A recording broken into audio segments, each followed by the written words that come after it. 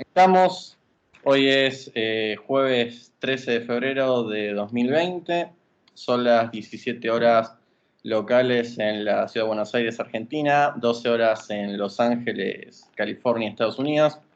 Mi nombre es Juan Carlos Rubas, soy estudiante e investigador de la Universidad de Buenos Aires en Argentina y me encuentro aquí compartiendo por videollamada con el profesor Máximo Langer. Es abogado por la Universidad de Buenos Aires, doctor en Derecho por la Universidad de Harvard, profesor de Derecho en la Universidad de California de Los Ángeles, director del Criminal Justice Program de la universidad y del Transnational Program on Criminal Justice, también de dicha universidad. Y tengo el agrado de compartir esta entrevista con él para poder realizar una serie de preguntas con motivo de un encuentro regional que él mantuvo en diciembre del año pasado en la Universidad Nacional del Litoral respecto a una investigación empírica a nivel regional sobre el plea bargaining o juicio abreviado. Entonces, Máximo, si estás de acuerdo, me gustaría hacerte unas preguntas. Esta entrevista en realidad la idea era de poder dividirlo en 4 secciones, la serie de preguntas. La primera de ellas, titulada Criminología crítica, reformas procesales y metodología de la investigación social en América Latina, tiene por finalidad indagar en el estado actual de la investigación de campo en la criminología crítica latinoamericana, el estado de las reformas procesales penales en la región y los motivos que dieron pie a esta investigación a nivel regional. La segunda sección, titulada sobre el concepto de administratización, New Public Management y paradigma de cliente-usuario en las instituciones de justicia, tiene por finalidad indagar en mayor profundidad sobre el concepto de administratización que vos mismo desarrollás en tu investigación particular y ponerlo en diálogo con otras lecturas sobre el New Public Management y los paradigmas de cliente-usuario y empresa, el Ministerio Público, que han empezado a trabajarse también en la región. La tercera sección, titulada Más allá de la abreviación, causas, prácticas y efectos en perspectiva comparada, tiene por finalidad continuar profundizando las diversas investigaciones que se presentaron en este diciembre pasado en el litoral y indagar en quizá posibles causas que dieron pie a la implementación de este tipo de mecanismos, las prácticas de los operadores en su utilización y los efectos a largo plazo en términos de políticas públicas. Finalmente, la última sección de la entrevista, titulada Nuevos puntos de partida de la imposición de castigos, tiene por meta poder realizar algunas primeras reflexiones sobre los primeros hallazgos de la investigación a nivel regional e intentar ver cuáles van a ser los puntos de partida de aquí en adelante sobre futuras investigaciones que se realicen sobre el tema. Así que, si estás de acuerdo, Máximo, podemos arrancar. Buenas tardes. Primero, Juan Carlos, muchas gracias por la entrevista y sí, estoy listo cuando quieras. Perfecto.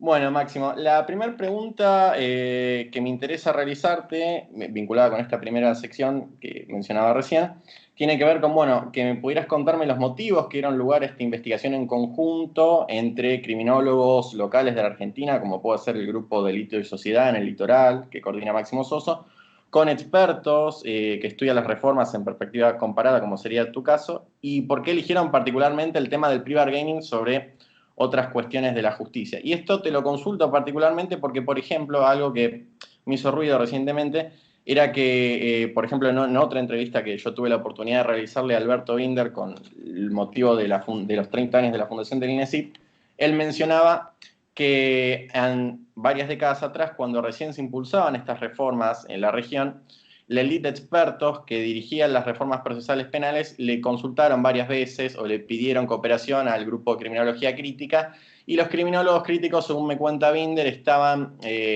como muy metidos en una perspectiva más filosófica, crítica, deslegitimar el sistema penal y no les interesaban las investigaciones de campo o no les interesaba meterse en las cuestiones de políticas públicas en perspectiva para la justicia. Entonces, me gustaría que me pudieras contarme desde tu lugar cuáles fueron las motivaciones que vos pudiste observar de estos nuevos criminólogos, de esta nueva generación que sí está interesada en investigar estas cosas. Perfecto. Hay varios puntos a desmenuzar, digamos, en las preguntas que haces. Primero, es posible que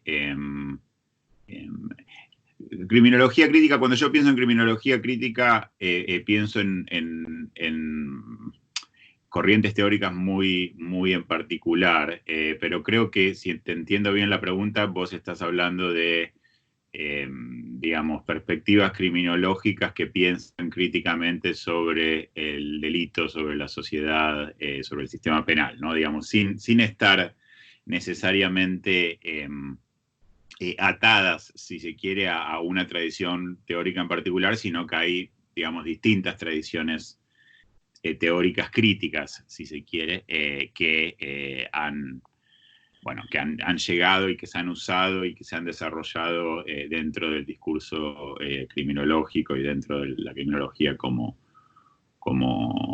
campo, ¿no? Digamos, académico y de producción de conocimiento y demás. La criminología crítica que yo conocí cuando era un estudiante de tu edad, más o menos en la Universidad de Buenos Aires, allí por el comienzo de los años 90, creo que es cierto, digamos, no quiero generalizar, porque todas las generalizaciones son digamos, riesgosas y suelen ser injustas, pero creo que en líneas generales el interés de el grupo de criminólogos de ese entonces, que prefiero no dar nombres de nuevo, porque no quiero que suene como una especie de crítica, pero el interés de los criminólogos de ese entonces era, digamos, de crítica a personas en particular, no tengo problema en criticar nada, ¿no? Pero no quiero personalizar cosas así, digamos. El interés era más, si se quiere, claro, teórico. Había un análisis de lo que ocurría, pero sin una generación y producción propia de datos, o incluso sin chequear los datos oficiales que podían estar disponibles para discutir distintos temas. Creo que digamos, los criminólogos, por lo menos con los que yo interactúo en la región hoy día, tienen una perspectiva muy distinta. En el caso del profesor Soso, yo no puedo hablar en su nombre, digamos, habría que preguntarle a él, ¿no? Digamos, un poco como, porque tiene una trayectoria muy importante y tiene bueno, un académico muy sofisticado y va a tener sus propias respuestas y reflexiones sobre estos temas, pero a mí la impresión que me da es que tiene efectivamente él un interés por los trabajos, por realizar trabajos empíricos, aunque también trabaja cuestiones teóricas. Creo que a veces las dos se relacionan entre ellas, porque, por ejemplo, si uno piensa en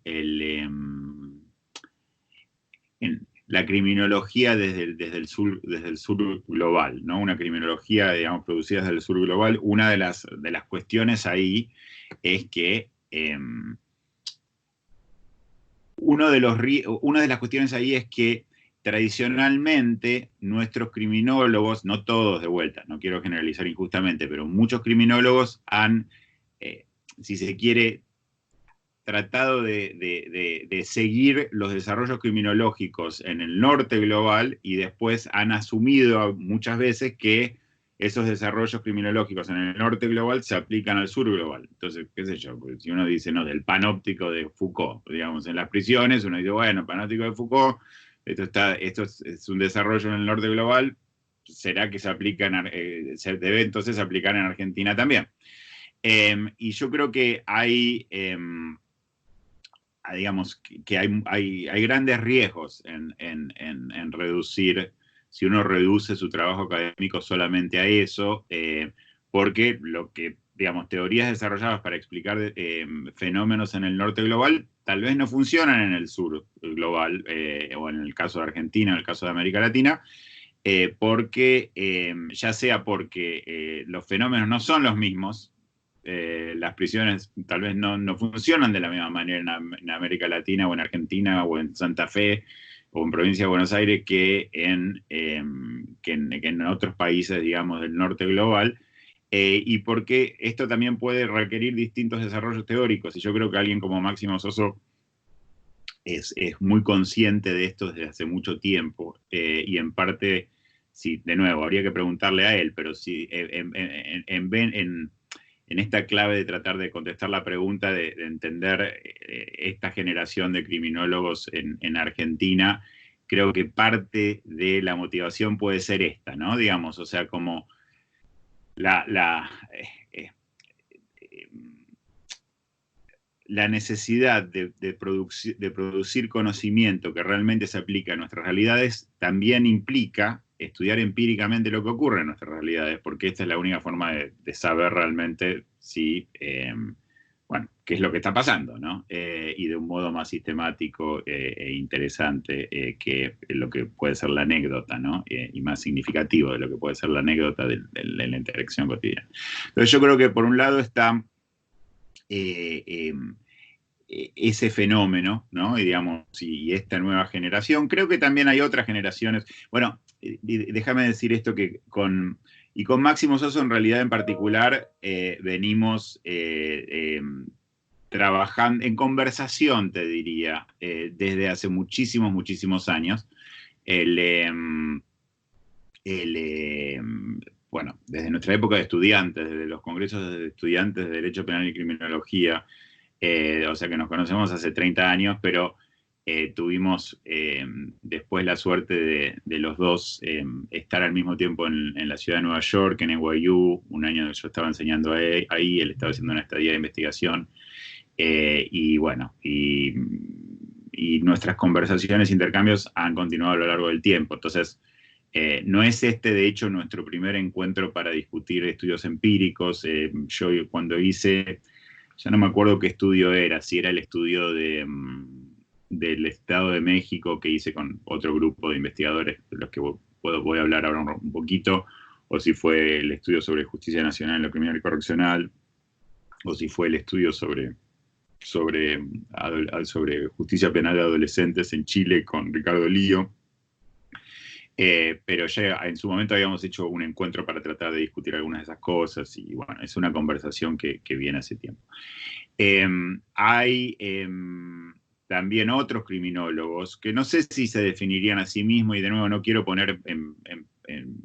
no quiero catalogar a la gente, porque esta gente que se puede catalogar a sí misma y realizar sus propias reflexiones, pero no sé si se definirían a sí mismos como criminólogos críticos, pero son criminólogos muy buenos, muy sofisticados, que hacen crítica de la realidad, digamos, aunque tal vez vengan de otras tradiciones teóricas. Pienso, por ejemplo, en el trabajo ahí de Marcelo Bergman, con el que también estuvo en el encuentro en Santa Fe, que también es un criminólogo que viene más de una formación más anglosajona, si se quiere, más clásica, en donde el estudio empírico siempre, creo, estuvo muy, muy presente desde hace ya varias generaciones. Entonces, creo que esto también ha contribuido al desarrollo de una criminología argentina y latinoamericana más empírica. Y con Marcelo también hemos hecho proyectos de investigación, con Gustavo Fondevila, entonces el del Estado de México, el de Justicia Nacional y lo Criminal y Correccional, son cosas que hemos hecho con ellos. ¿Cómo surge este proyecto en particular? En parte surge porque en una visita que yo tuve a la Universidad Nacional del Litoral hace unos años atrás, Máximo Soso me cuenta que estaba empezando a hacer trabajo empírico sobre el procedimiento abreviado en Santa Fe. Y entonces yo justo en ese momento había recibido una invitación para escribir un artículo por parte del Annual Review of Criminology, digamos, el anuario de criminología, que es una revista nueva, pero digamos que salió con mucha fuerza porque tiene 2 co-editors in chief muy, muy importantes y un board muy importante, y ya ha publicado trabajos muy importantes, en donde me pedían que escribiera un artículo analizando el plea bargaining en perspectiva global. Y entonces este es un tema, me pidieron a mí, supongo, porque es un tema sobre el cual en su momento yo había escrito bastante, con 2 artículos largos, especialmente en inglés. Hay un artículo mío en español previo, pero sobre el tema, pero no es conocido en la lengua de habla inglesa. Y entonces cuando yo me entero que Máximo está empezando a trabajar sobre esto y yo justo estoy volviendo al tema por este pedido del anuario de criminología, el Annual Review of Criminology, surge un poco esta idea, ¿no? De por qué no hacemos un encuentro sobre este tema. ¿Y por qué no hacemos un encuentro que sea empírico? Porque yo creo que el tema, más allá de, digamos, de esta coincidencia, si se quiere, ¿no? De que, bueno, yo volví al tema y Máximo Soso también estaba trabajando. Yo creo que este es uno de los grandes temas para entender la administración de justicia penal en América Latina hoy, sino el tema, por lo menos para ciertos casos. Hay otros grandes temas, no quiero decir que sea el único gran tema. Pero este es un tema muy importante porque, digamos, las reformas a la justicia, a la administración de justicia penal en América Latina introdujeron en muchos lugares el juicio oral y público, en muchos lugares introdujeron audiencias públicas, pero lo cierto es que la mayoría de las condenas penales en un buen número de países de América Latina, incluyendo Argentina, son alcanzadas mediante procedimientos abreviados o instituciones equivalentes. Entonces, es un tema central para entender cómo es que hoy día las administraciones de justicia penal condenan a la gente, ¿no? Por la comisión de delitos. Y es un tema en general, nos falta mucho trabajo empírico, en general, en América Latina. Bueno, siempre hay necesidad de trabajo empírico, pero creo que, dada nuestra tradición de la que hablábamos antes, tenemos como unas lagunas especialmente grandes en América Latina. Y entonces un poco el espíritu del encuentro fue decir, bueno, hagamos un encuentro para discutir nuestros trabajos, pero además como una forma de poner el tema del estudio empírico sobre este tema en la agenda de investigación, tanto de los criminólogos como de los sociólogos del derecho, como de los abogados en América Latina, en Argentina, en Sudamérica, digamos. Y entonces así fue como tratamos de identificar personas que pudieran realizar una parte empírico de vuelta, porque hay gente que tal vez trabaja sobre esto de un modo muy importante, pero si no trabajan empíricamente, por supuesto ese trabajo puede ser trabajo muy valioso, pero acá la idea era o es empujar el trabajo empírico sobre este tema. Y bueno, de ahí entonces salió el encuentro, discutimos o conversamos con Máximo, lo hacemos en Estados Unidos, lo hacemos en América Latina, nos pareció que era mejor hacerlo en América Latina, que era mejor hacerlo en español, y bueno, el lugar natural dada la afiliación de Máximo con Máximo Soso, el profesor Soso en la Universidad Nacional del Litoral, fue hacerlo ahí, y bueno, la verdad que muy contentos con cómo salió y bueno, con el proyecto más en general. Bueno, y siguiendo con esta cuestión de la investigación empírica de la historia de la criminología latinoamericana, me gustaría consultarte a partir de las investigaciones y de los trabajos que se presentaron en el encuentro, según tu visión particular que vos pudiste ver de estos trabajos, ¿cuál es el estado que vos observás de la capacidad de investigación empírica hoy en día en la criminología latinoamericana? Porque, de vuelta, si vemos, por ejemplo, las especializaciones, posgrados o maestrías de criminología de la región, y los comparamos de vuelta, no sé, como mencionabas antes del norte global, del caso Europa, varios países de Europa, en Europa ya hay maestrías de criminología donde los módulos de investigación se enseñan técnicas de investigación específicas para la criminología. Y en América Latina todavía seguimos, por ejemplo, con los pocos módulos que hay con metodología de la investigación social, como si la criminología tuviera técnicas propias de una ciencia social en términos genéricos. Y vos, proveniendo, no sé, de la Universidad de California como investigador, que el trabajo empírico allá es mucho más notorio, capaz este tipo de diferencias en el manejo de datos, no sé, cuantitativos o cualitativos, vos los podés notar con mayor obviedad. Sí, o sea, la verdad es que quiero ser cauto en cómo contesto en el siguiente sentido. La pregunta es muy buena, la pregunta es excelente y es totalmente, bueno, digamos, totalmente apropiada al tema que estamos discutiendo. Yo quiero ser cauto en contestarla en el sentido que, bueno, América Latina es un lugar muy grande, Europa es un lugar muy grande, Estados Unidos es un lugar muy grande. Yo no tengo formación formal como criminólogo, sino como abogado y como procesalista bueno, y penalista. Sí he hecho trabajo empírico a lo largo del tiempo y he aprendido a hacerlo al hacerlo también, ¿no? Y trabajando con distinta gente y demás. Pero quiero ser cauto con esto porque, bueno, primero por el background que yo tengo, que recién mencioné, y también porque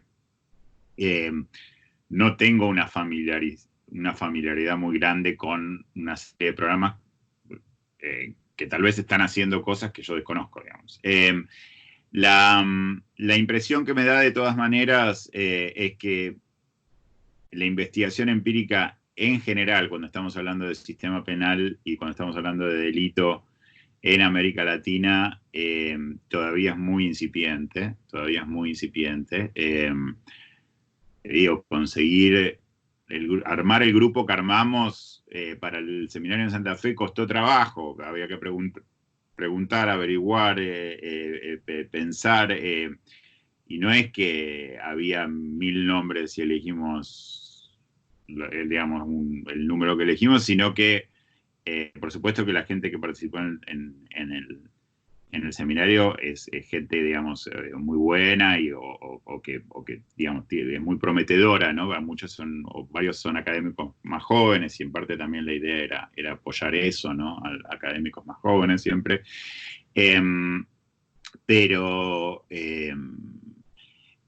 Así que, pero no es que de nuevo había un pool, ¿no? Un universo de, no sé, acá tenemos 100 investigadores empíricos y no hay nada de eso. En realidad, nada, de nuevo, no me quiero olvidar de gente, no quiero ser injusto con nadie.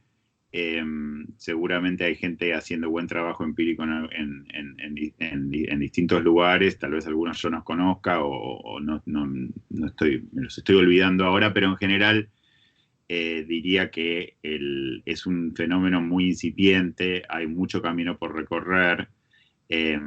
Si la criminología tiene que tener sus propias técnicas de investigación o no, sus propios cursos, tiene sentido que tenga algunos cursos específicos, tiene también sentido que tenga algunos cursos generales, digamos, como ciencia social, también tiene que tener, creo yo, ¿no? Como, digamos, alguien que quiera hacer investigación empírica en este campo, tener una formación más general también, digamos, porque digamos, hay cuestiones de diseño de investigación y técnicas de investigación que se aplican en general. Nosotros, en el proyecto, yo cuando hablo de trabajo empírico lo concibo siempre de modo muy amplio, porque creo que hay distintas tradiciones, técnicas de investigación, perspectivas, sobre cómo hacer trabajo empírico y creo que todas ellas y cada una de ellas tiene cosas que enseñarnos, tenemos cosas que aprender, cosas que sobre las cuales nos pueden iluminar en lo que es producción de conocimiento y análisis de conocimiento y de la realidad.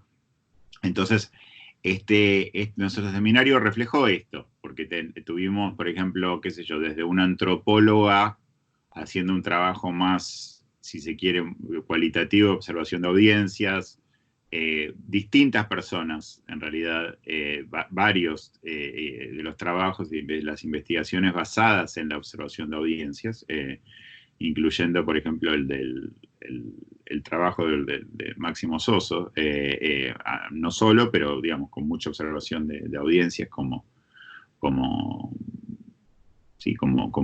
fuente, ¿no? De dónde obtener los datos.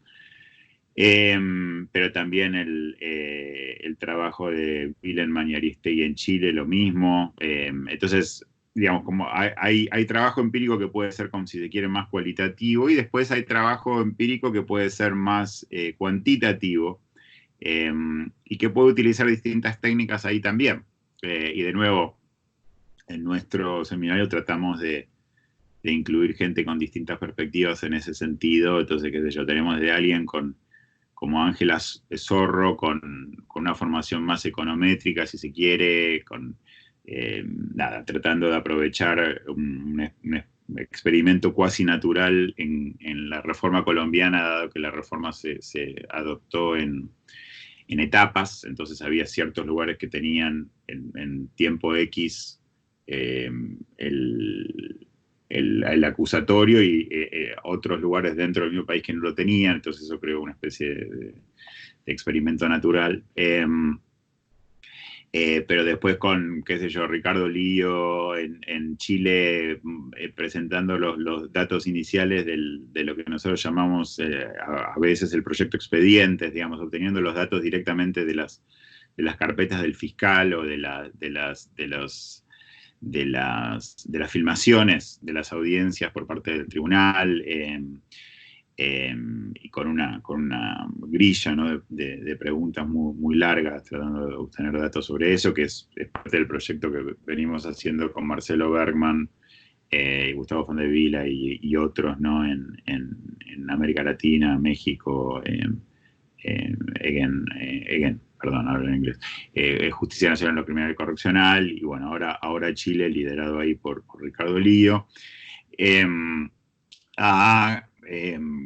Otra gente tratando de, bueno, obteniendo datos oficiales, ¿no? Y después haciendo trabajo, aprovechando esto, ¿no? Digamos, los datos oficiales. Eh, entonces, por ejemplo, el trabajo de Liliana Sánchez, por ejemplo, sobre Colombia de vuelta, es un ejemplo de esto, ¿no? Con datos provistos por la Fiscalía y demás. Así que sí, digamos, creo que hay mucho camino por recorrer en América Latina en este sentido. Creo que hay mucho por desarrollar. Creo que la cuestión es muy incipiente. Creo que el trabajo de formación que Máximo Soso y Marcelo Berman y otra gente está haciendo en las regiones, en nuestro país en particular, y en la región más en general, es muy importante, porque bueno, la idea es que haya mucho más, ¿no? Digamos, realmente esto es solamente scratch the surface, ¿no? Como dirían en inglés, como rasgar la superficie, ¿no?, de todo lo que se puede hacer realmente en este sentido.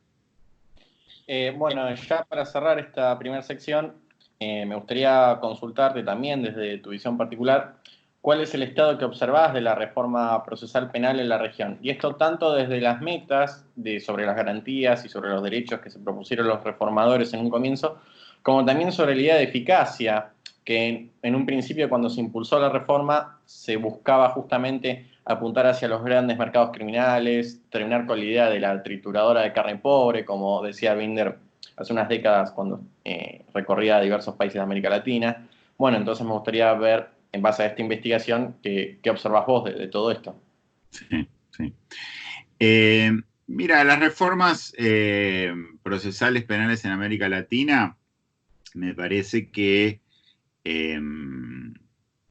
han sido un avance en cierto sentido,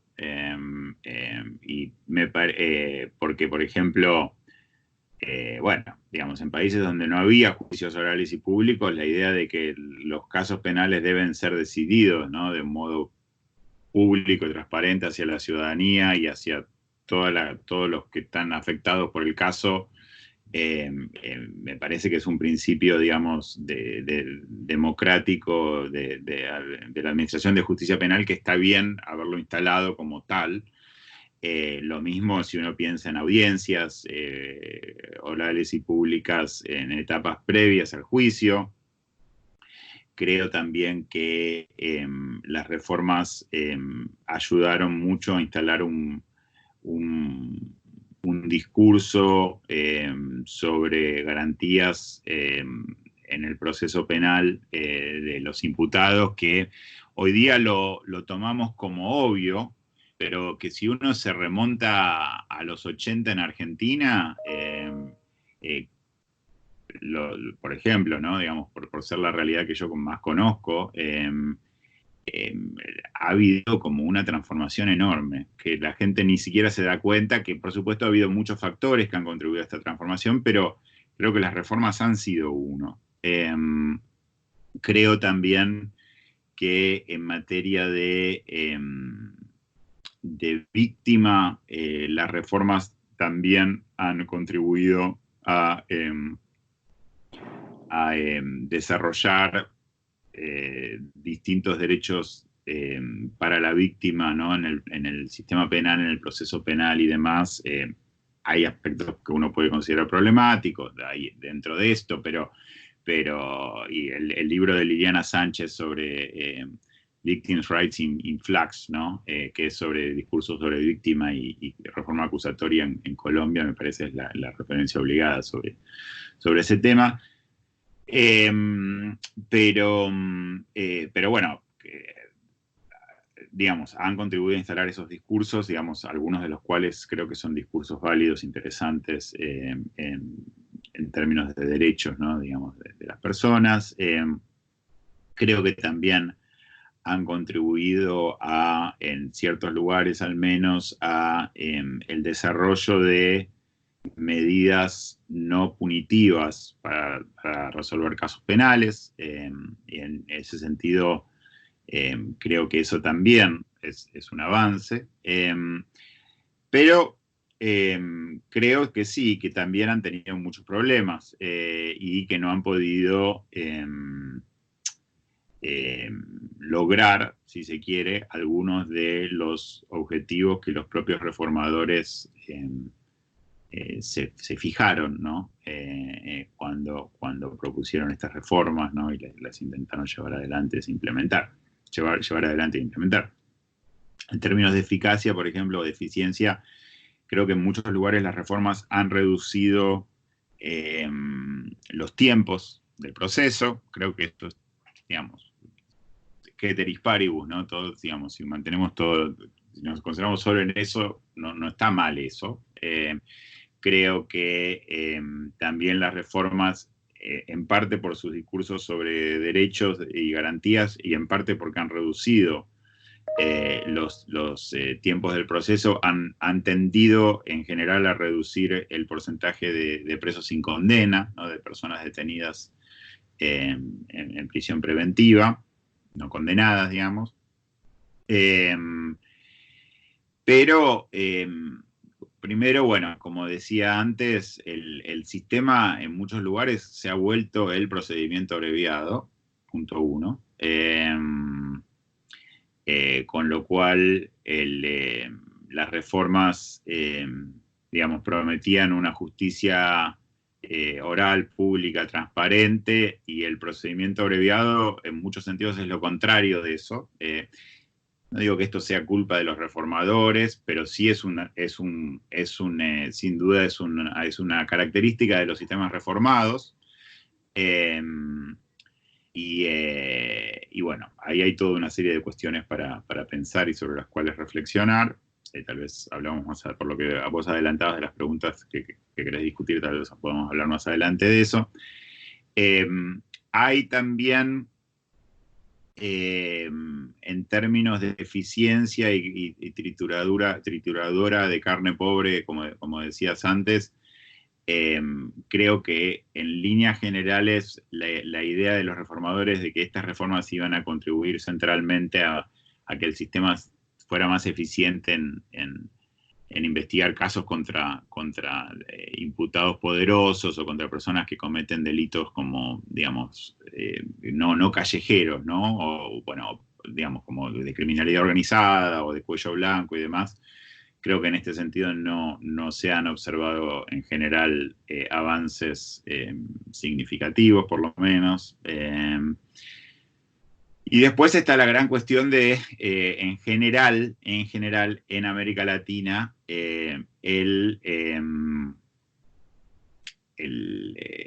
la tasa de encarcelamiento ha aumentado, ¿no? De encarcelamiento en general, no hablo ya de prisión preventiva, sino de encarcelamiento en general.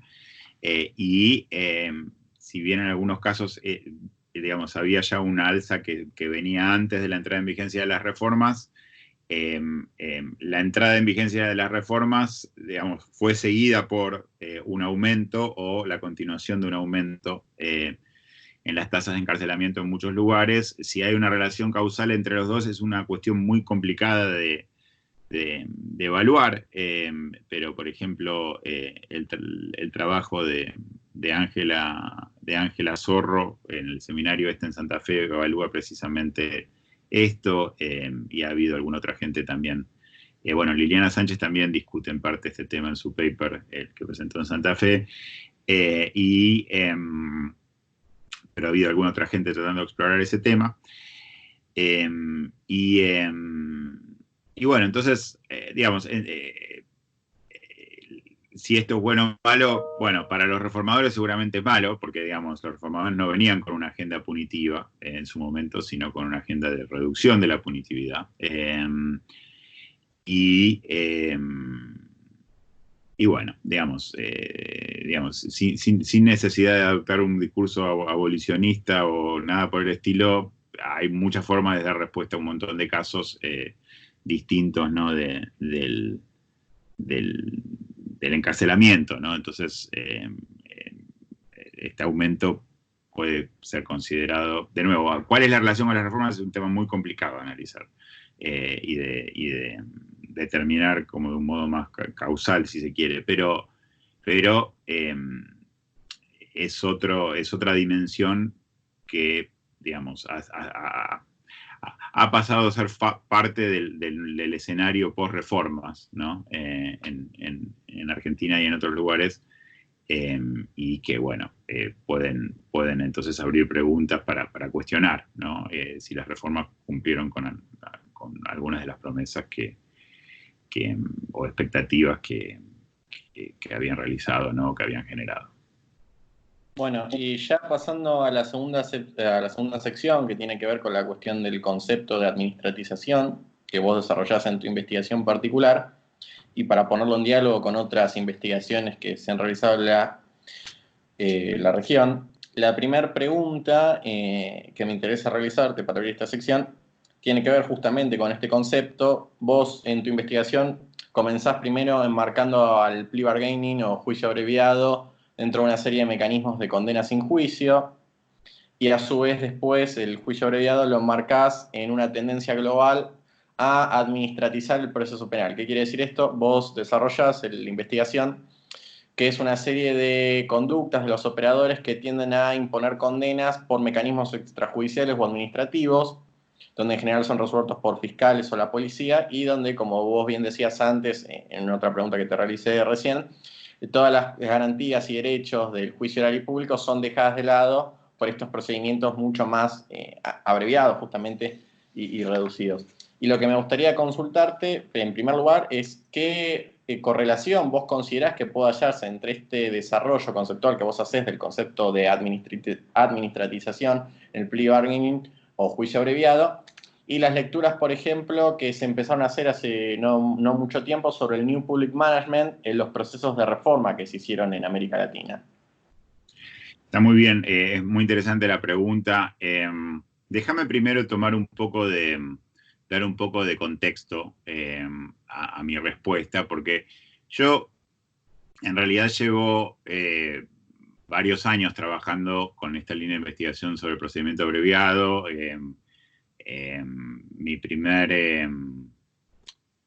Mi primer trabajo sobre este tema es el artículo ese, la dicotomía acusatorio-inquisitivo y la importación de mecanismos procesales de la tradición jurídica anglosajona, algunas reflexiones sobre el procedimiento abreviado o algo por el estilo, un título un poco largo. Pero bueno, en ese trabajo yo creo que básicamente con el beneficio de la distancia, ¿no? Porque yo ese trabajo lo escribí cuando era estudiante en Boston, y con el beneficio de la distancia lo que intenté es primero hacer una especie de reflexión sobre por qué era que los críticos del procedimiento abreviado en nuestro país, en Argentina, lo caracterizaban como una institución inquisitiva, ¿no? Y los defensores, gente como Alberto Bovino, suponte, y después que los defensores, gente como Gustavo Brusone, lo decían, no, esto es acusatorio, lo que se hace en Estados Unidos y es parte del acusatorio. Entonces, bueno, el primer objeto de ese trabajo fue, en realidad, trabajar sobre, explicar que hay distintos sentidos de lo acusatorio y lo inquisitivo, digamos, no solo en cuanto a su contenido, sino conceptuales. Pero una vez hecho esto, también identificar entonces algunos de los posibles problemas que la importación de este mecanismo podía traer a la región, ¿no? Argentina en particular y a la región más en general. Y uno de ellos tenía que ver con el tema de desigualdad entre las partes, ¿no? Digamos, los abogados tenemos esta tendencia, ¿no? A pensar abstractamente sobre las cosas, ¿no? Y entonces, como la disputa, el modelo de la disputa, como esto es un abreviado, son dos partes, y bueno, se están poniendo de acuerdo qué quieren hacer con el caso, y eso suena bien en abstracto, ¿no? Digamos, las partes, digamos, son dueñas de su caso, y el imputado es soberano sobre su caso, y entonces decide cómo resolverlo junto con el fiscal y demás. Pero en realidad esto es una tremenda ficción, porque por muchos motivos, uno de estos motivos es porque estas dos partes en realidad no podrían ser más desiguales de lo que son en el caso promedio, por toda una serie de motivos, digamos. Una de las partes es un órgano del Estado, el otro, en realidad, digamos, del imputado es una persona privada. Una de las partes, entonces como órgano del Estado, tiene toda una serie de poderes y autoridad, ¿no? Para realizar toda una serie de cosas que la defensa no puede hacer en cuanto a medidas coercitivas o medidas de investigación y demás, aún en esos sistemas en donde tratan de darle capacidad de investigación a la defensa, digamos, nunca es realmente 100% equilibrado. Por lo menos en la práctica, sino en la teoría. Y después porque hay grandes desigualdades de recursos, ¿no? Digamos, porque aunque el Estado invierte en defensa pública, si uno ve lo que se invierte en el enforzamiento de la ley, lo que se invierte en defensa pública en Estados Unidos, y bueno, se invierte mucho más en el enforzamiento de la ley que en defensa pública, digamos, y en general hay grandes desigualdades entre las dos partes. Están discutiendo cosas distintas. El fiscal está discutiendo si cierra o no el caso, el imputado está discutiendo sobre su vida. Hay mucha desigualdad, muchas diferencias, ¿no? Entonces yo un poco trataba de enfatizar también en ese trabajo esta última dimensión. Después, yo en el 2004 publiqué un artículo que se llama From Legal Transplants to Legal Translations, que es un artículo que salió en el Harvard International Law Journal. El primer artículo, el de la dicotomía, salió en 2 libros, ¿no? En un libro sobre procedimiento abreviado compilado por Mayer y Bovino, y después el mismo año en un libro compilado por el profesor Hendler, ¿no? Por Edmundo Hendler, sobre algo así, sobre sistemas procesales comparados. No ese es el título exacto, pero un libro de procedimiento penal comparado. El segundo artículo del que recién estaba empezando a hablar salió publicado en el Harvard International Law Journal, en la revista de Derecho Internacional de la Universidad de Harvard, en donde yo trato de hacer varias cosas ahí, digamos, siempre trabajando sobre este tema, ¿no? Primero intento conectar el tema del procedimiento abreviado o el plea bargaining como institución, con discusiones sobre la globalización del derecho, y dentro de esos con discusiones sobre americanización del derecho, ¿no? Entonces, digamos, si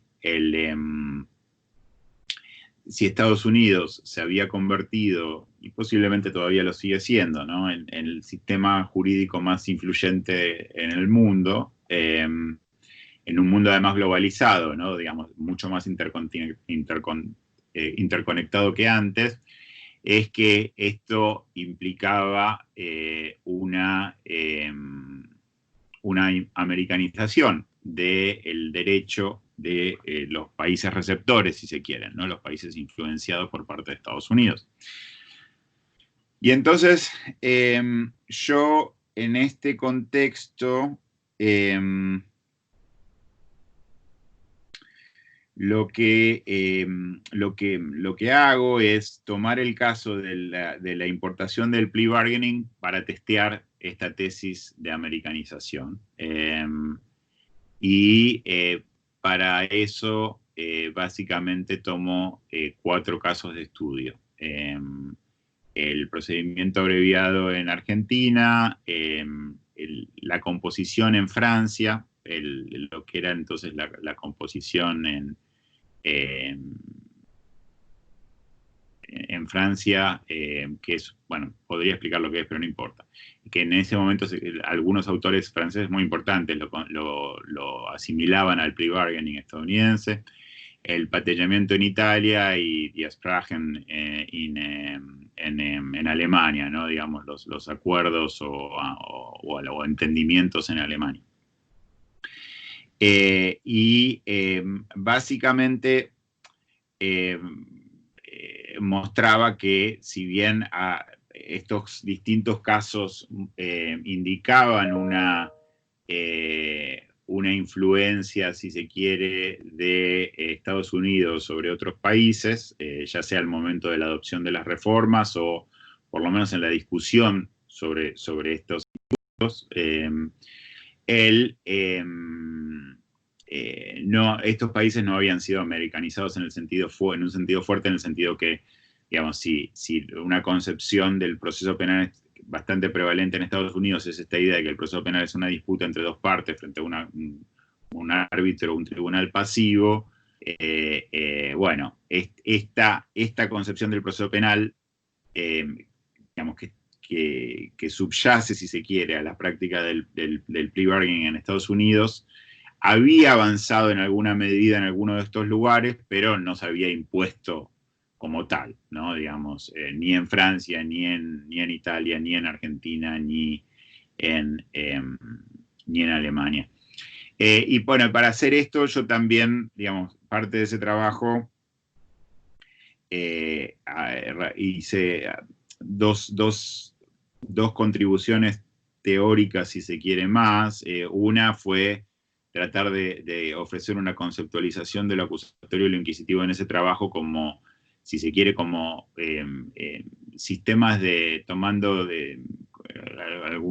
jugando un poco con algunos conceptos de Clifford Geertz, el antropólogo, pero también con algún concepto de Pierre Bourdieu y hay algunos otros autores, conceptualizando el acusatorio y el inquisitivo como 2 sistemas de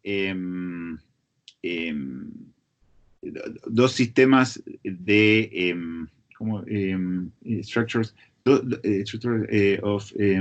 dos estructuras de significado e entendimiento, 2 structures of meaning, 2 estructuras de significado sobre en qué consiste, ¿no? Perseguir casos penales, juzgar casos penales, defender casos penales, investigar casos penales, etcétera, ¿no? En qué consiste el proceso penal, en definitiva, ¿no? Entonces, la idea es que lo acusatorio y lo inquisitivo pueden ser entendidos como culturas procesales, si se quiere, ¿no? Y entonces ahí ofrezco una conceptualización de ese tipo. También pueden ser entendidos como 2 formas de distribuir la autoridad dentro del proceso penal, ¿no? Y ofrezco una conceptualización también en ese sentido.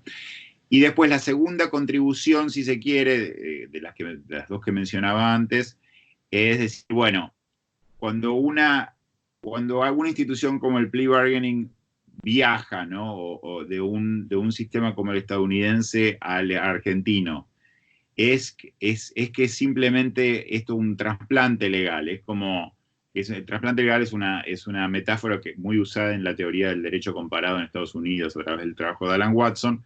Entonces, es que este es un trasplante legal, es que esto es como un riñón que se toma de Estados Unidos y se lo trasplanta a Argentina, o como un árbol que se toma de Estados Unidos y se lo trasplanta a Argentina, o es algo distinto. Y yo ahí uso una herramienta heurística, la llamo, que es la idea de la traducción legal, ¿no? La idea de que, en realidad, si entendemos lo acusatorio y lo inquisitivo como dos sistemas de producción de sentido, de significado y sentido, entonces en realidad uno puede entender que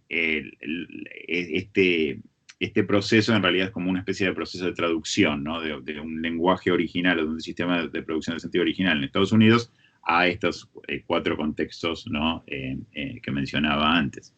Y si uno lo conceptualiza de esa manera, uno puede tal vez explicar o tener una especie de hoja de navegación para explicar por qué los institutos se transforman tanto en el camino, ¿no? Digamos, porque está bien, el plea bargaining y el procedimiento abreviado tienen cuestiones parecidas, pero también tienen muchas diferencias. ¿Qué sé yo? El procedimiento abreviado en el Código Nacional del 23984, la ley 23984, requiere que, en teoría al menos, que el juez tenga certeza sobre la culpabilidad del acusado. Estados Unidos no es necesario. El nacional limita esto a cierto tipo de delitos. En Estados Unidos no hay esa limitación. Hay toda una serie de diferencias y que uno puede en parte explicar por diferencias estructurales entre los sistemas, entre las formas de entender el proceso penal, ¿no? Y, digamos, y el contexto institucional en el que operan, o como decisiones de los traductores, de los reformadores, ¿no? Que conscientes de algunos de los problemas o críticas del plea bargaining o al plea bargaining en Estados Unidos, entonces, digamos, regulan el instituto en sus contextos locales de un modo que trata de evitar algunas de esas críticas, por lo menos. Entonces, bueno, ese fue el segundo trabajo mío grande sobre este tema. El tercero es un trabajo que se llama Rethinking Plea Bargaining, The Practice and Reform of Prosecutorial Adjudication in American Criminal Procedure, repensando el plea bargaining, el procedimiento abreviado, la práctica y reforma de la adjudicación o del juzgamiento por parte de los fiscales en el proceso penal estadounidense, en donde yo básicamente ahí es un trabajo que tiene 3 partes, por lo menos 3 partes, pero sí, 3 partes principales diría yo, en donde la primer parte entra en conversación con, especialmente con el trabajo de Jerry Lynch. Jerry Lynch es ahora un juez federal, creo a nivel corte de cámara de apelaciones, diríamos nosotros. En ese momento era un profesor en Columbia. Bovino estudió con él, Alberto Bovino, digamos, una conexión de Jerry Lynch con Argentina, y estuvo en algún momento en Argentina en los 90, en algunos de esos, en un congreso de Derecho Penal y Criminología de estudiantes. Y básicamente en un trabajo que yo considero que es muy bueno por parte de él, que se llama Our Administrative System of Criminal Justice o algo por el estilo, en el Fordham Law Review, Lynch dice algo como lo siguiente. Él usa la oficina, el sistema penal federal del Distrito Sur de Nueva York, ¿no? Que es un sistema, digamos, con muchos recursos y muy sofisticado, porque es donde está Wall Street, ¿no? Entonces ahí es donde se investigan casos, digamos muy complejos, muy sofisticados y demás. Y entonces, el artículo de él básicamente lo que dice es, bueno, si uno mira estos casos, en realidad los casos todos terminan con guilty pleas, o la gran mayoría. Otros no terminan con guilty pleas, terminan con el fiscal no acusando, no investigando, pero no acusando, ¿no? Y después unos muy poquitos tal vez se van a juicio. Entonces, este sistema de justicia, ¿qué es? Y en realidad parece ser como una especie de sistema administrativo de justicia acá en Estados Unidos. ¿Por qué? Y porque el fiscal está decidiendo sobre el caso en procedimientos que no son, digamos, no es un juicio por jurados, ¿no? Entonces, yo básicamente una de las otras cosas que dice él que es importante para entender mi reacción es, él no solo dice que ese es el sistema, él lo defiende.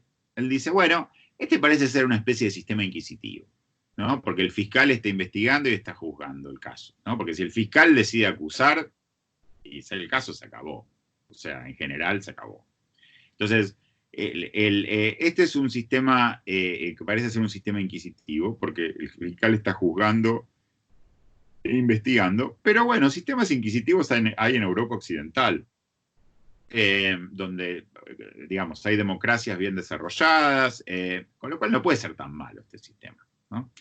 Entonces, para mí eso fue ese artículo de Jerry, de nuevo, muy provocativo, muy iluminador en muchos sentidos, fue el comienzo del proyecto ese de investigación mío, ¿no? Digamos, el tercer artículo de los que vengo hablando, ¿no? El de Repensando el Plea Bargaining, porque,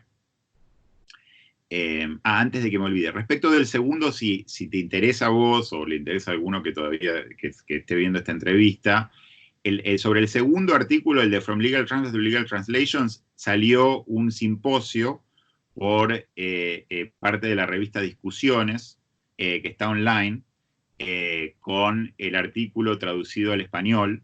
No, ahora estoy hablando del segundo artículo, antes de olvidarme. Del artículo traducido al español por parte de Lucas Tazara,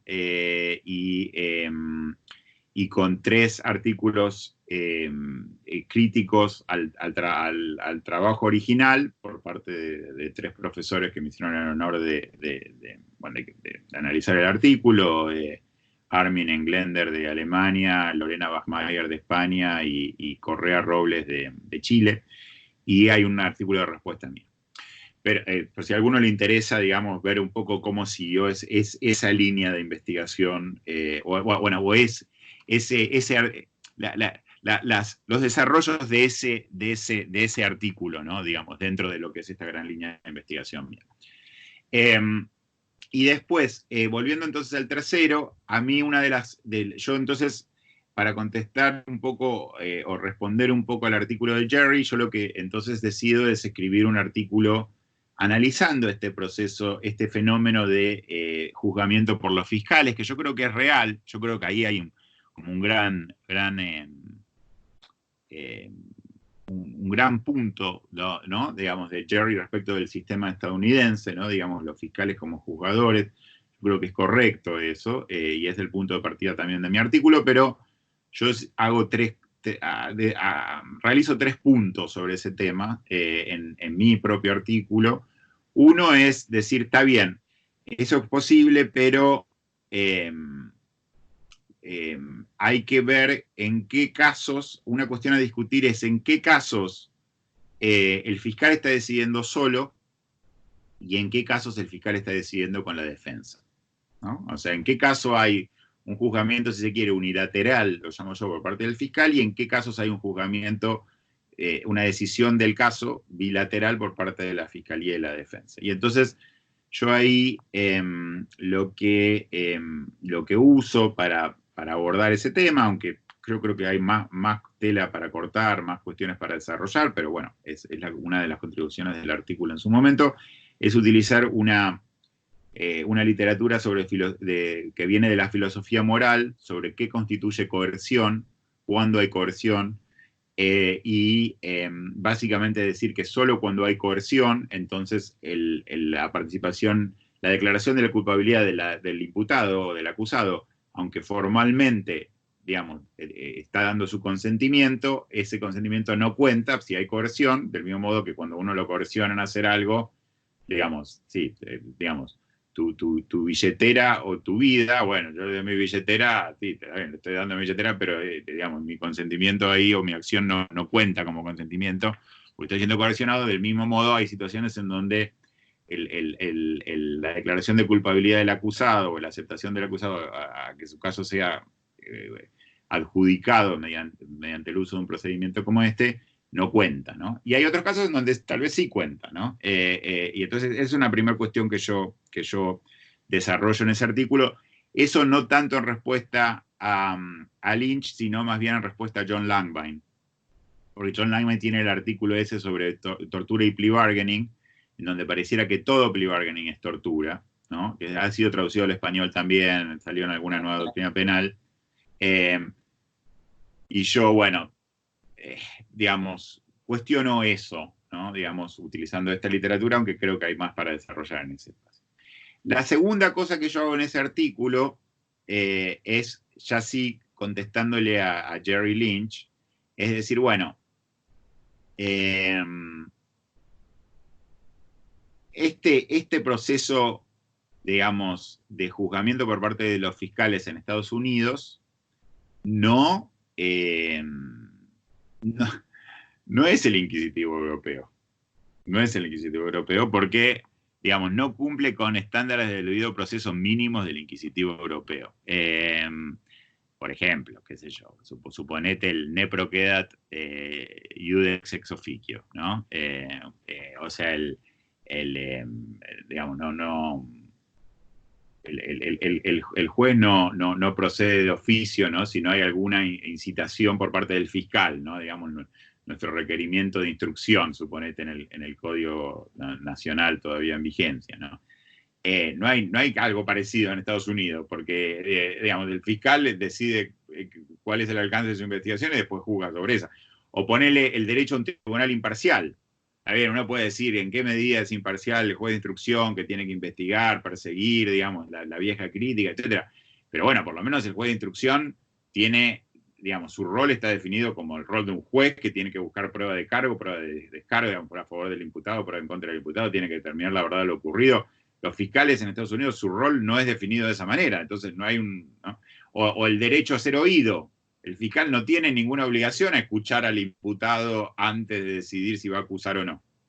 Entonces, digamos, yo muestro cómo el segundo punto que realizo es mostrar cómo este intento de defensa por parte de Jerry de este sistema administrativo en Estados Unidos, en realidad para mí no funciona, bueno, por lo que recién desarrollado. Y después, bueno, la tercera parte es una parte en donde básicamente exploro posibles reformas, ya sea para reducir o eliminar este sistema administrativo en Estados Unidos o como sistema unilateral, por lo menos, ¿no? De adjudicación de casos por parte del fiscal, o por lo menos para tratar de hacerlo más justo, digamos, dentro de sus propios parámetros. Ya sé que esta es una introducción larga, pero para mí es importante porque también da contexto, ¿no? A la pregunta que vos hacías, que era mucho más puntual. Porque a mí lo que me pasa es que cuando entonces el Anuario de Criminología me contacta y me pide que yo escriba algo sobre el plea bargain en perspectiva global, yo primero no quería repetirme, no me gusta, me aburre y además me parece que es como un poco achancharse, ¿no? Entonces... yo no quería repetirme, entonces decidí como empezar una investigación de cero, ¿no? 15 años después, o algo por el estilo, cerca de 15 años después, dependiendo si uno toma el 2001, el 2004 o el 2006, ¿no? Que son las fechas de publicaciones de esos 3 artículos anteriores que yo venía diciendo. Y entonces decido hacer una especie de, bueno, sí, de nuevo estudio, un nuevo estudio sobre el tema, en donde, digamos, hago distintas cosas, de nuevo, hay como distintas partes en este artículo, pero está disponible online, de nuevo, si alguien lo quiere ver, está en SSRN, en ssrn.com, ahí está disponible, y va a salir ahora, el anuario lo está sacando de modo anticipado en las próximas semanas, ya va a salir publicado como un avance del número del 2021, va a salir ahora en las próximas semanas, creo que ya está saliendo. Yo en este trabajo lo que hago es, bueno, tratar de analizar, tratar de dar una perspectiva global, lo cual, digamos, es siempre un poco osado, si se quiere, porque el mundo es un lugar muy grande, ¿no? Digamos, hay casi 200 países en el mundo, dar una perspectiva global es difícil, pero empiezo con una tabla de 60 países, ¿no? Que representan casi un tercio del mundo en términos de número de países, en términos de población que vive en esos países representan un 70% del mundo, ¿no? Porque incluye los países con mayor población en el mundo, ¿no? Como China o como India o como Estados Unidos, ¿no? Rusia, Brasil, etc. Indonesia. Y entonces, primero, de si estos países han adoptado o no estos mecanismos, ¿no? Y cuándo los adoptaron, ¿no? Entonces, ahí tengo una tabla sobre ese tema.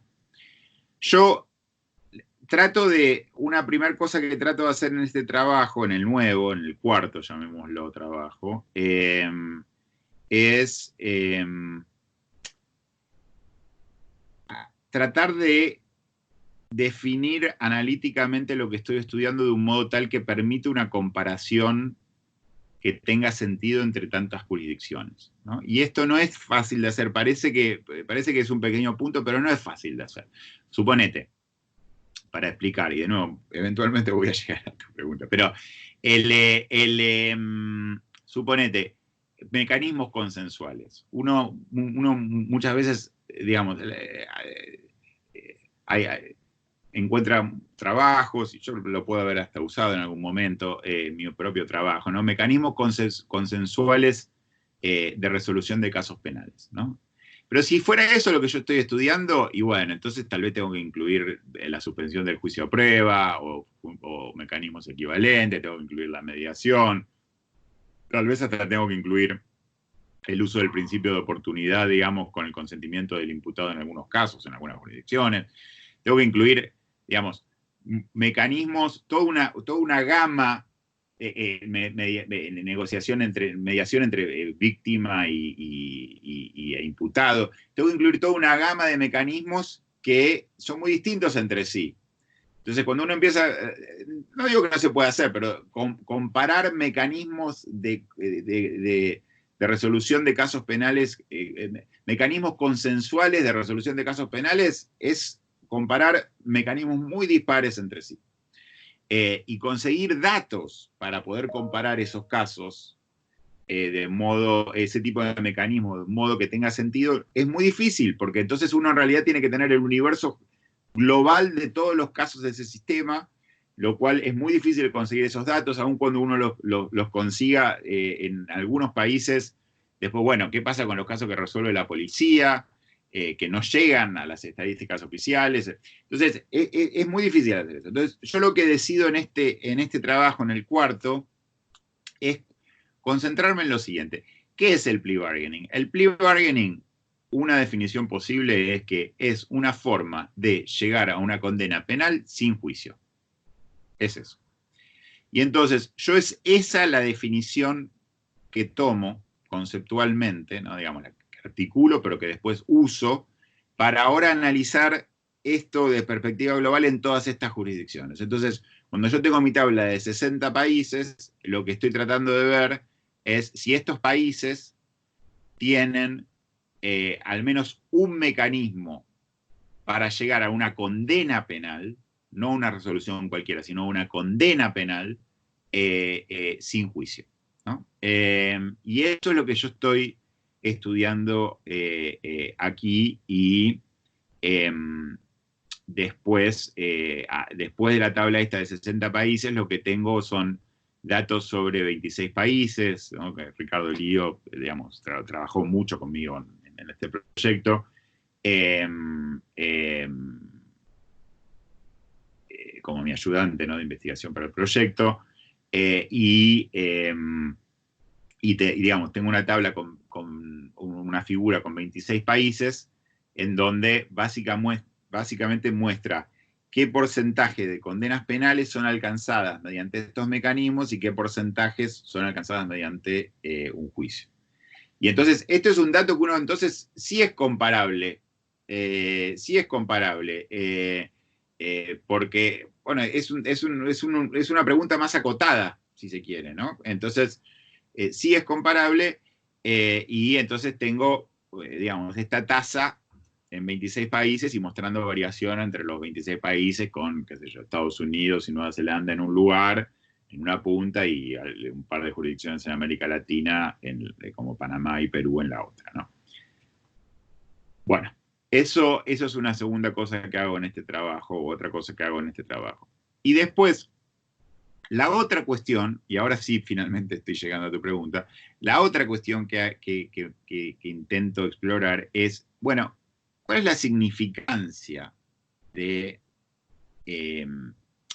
la difusión de este tipo de mecanismos para llegar a condenas penales sin juicio? Porque lo que yo muestro en el trabajo, y es otro punto que muestro en el trabajo, es que, digamos, si bien los mecanismos no son completamente nuevos, sería un error pensar en ellos como completamente nuevos, sin duda ha habido una difusión muy importante de estos mecanismos en las últimas 3 décadas, con países que antes no los tenían y ahora las tienen, o con países que tal vez tenían algo, pero ahora tienen más, ¿no? En esta dirección.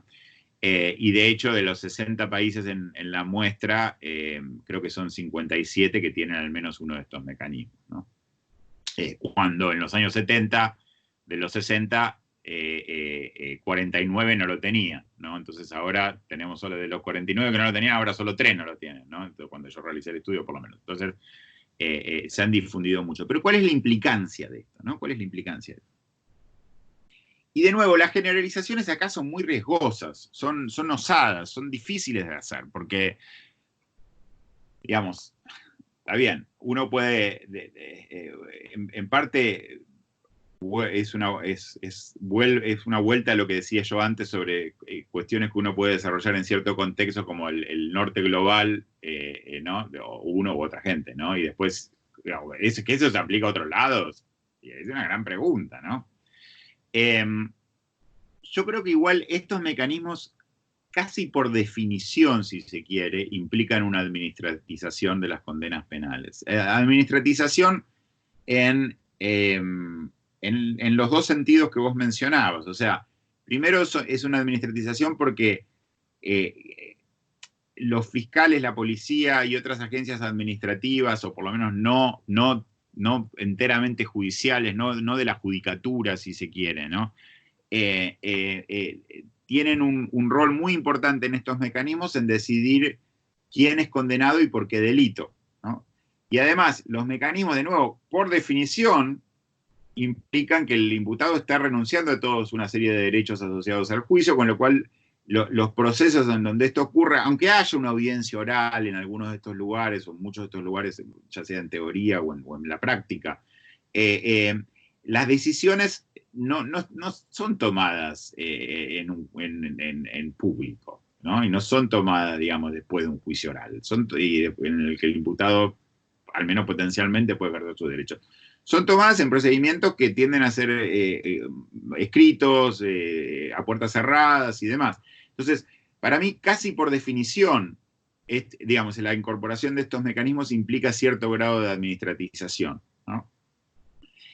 Es, en parte, si se quiere, la idea el punto inicial de Lynch con el que yo estaba discutiendo, es como ahora decir, bueno, a ver, yo, digamos, mi argumento, o uno de mis argumentos en este nuevo artículo, en el cuarto, es decir, bueno, esto que Lynch mencionaba para Estados Unidos, para la oficina del Distrito Sur de Nueva York, creo que es un fenómeno global. Y acá está por qué creo que es un fenómeno global.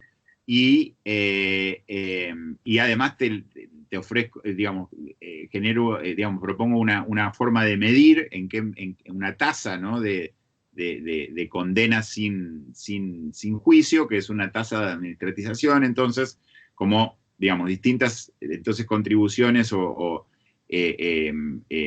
para poder estudiar y entender este fenómeno, ¿no? Tal vez estoy en lo correcto, tal vez no, pero digamos, esta es lo que intento, digamos, algunas de las cosas que intento hacer en este trabajo.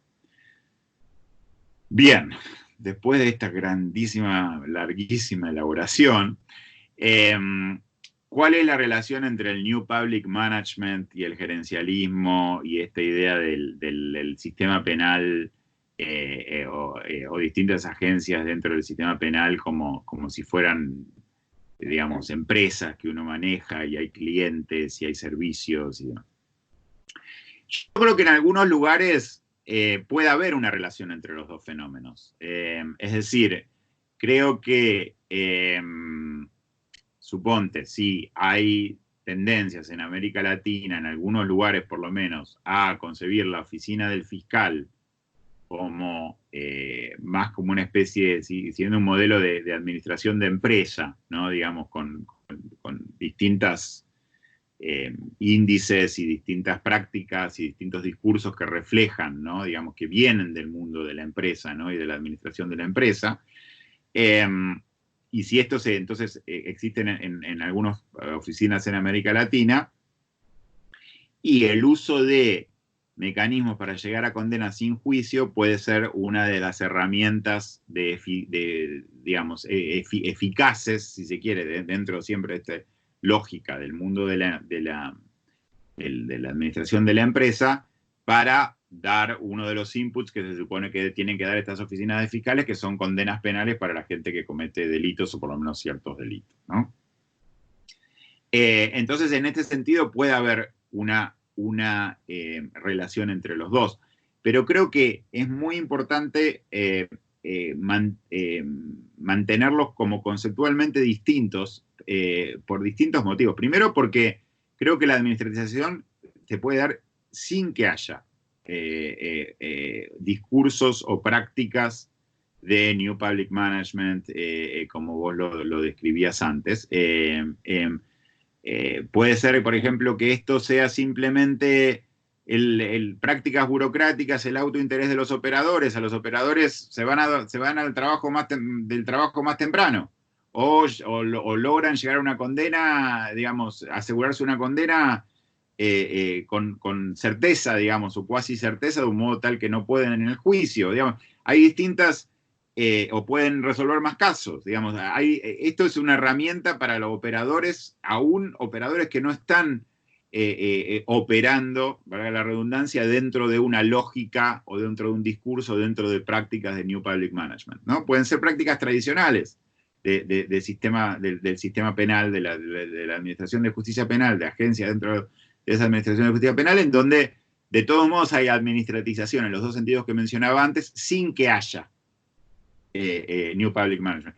Es la misma relación ahí con algunas managerial, o digamos, cierta literatura sobre managerialism, ¿no? Sobre gerencialismo en el sistema penal, que vienen de otro lado, ¿no? Que el New Public Management, ¿no? Como, qué sé yo, la administratización, no la administratización, sino el gerenciamiento, la administración de poblaciones, ¿no? Digamos, el trabajo, por ejemplo, ahora de Isa Kohler-Hausman, ¿no? O de Sasha Natapov.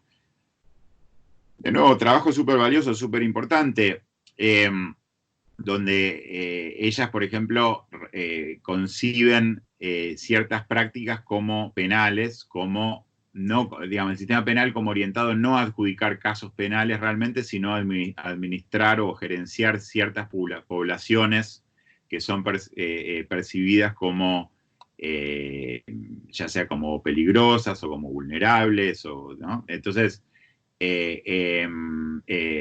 está bien, eso puede que también esté combinado con la administratización en el sentido que yo lo digo en ciertos contextos, pero no necesariamente. O sea, puede ser que haya lugares en donde esto no se dé, y de todas maneras hay administratización, en el sentido que yo digo. Y después también es importante mantenerlos conceptualmente separados desde un punto de vista de orígenes, porque nada, uno ve la difusión de estos mecanismos por una gran parte del mundo, y tal vez por lo que decías al principio tengas alguna pregunta sobre esto, así que no necesito elaborar mucho, pero si vos me preguntaras cuáles parecen ser las razones por las cuales se da este proceso de difusión, y puede ser que el gerencialismo o el New Public Management sea una en algunos contextos, pero hay muchas otras, ¿no? Y entonces...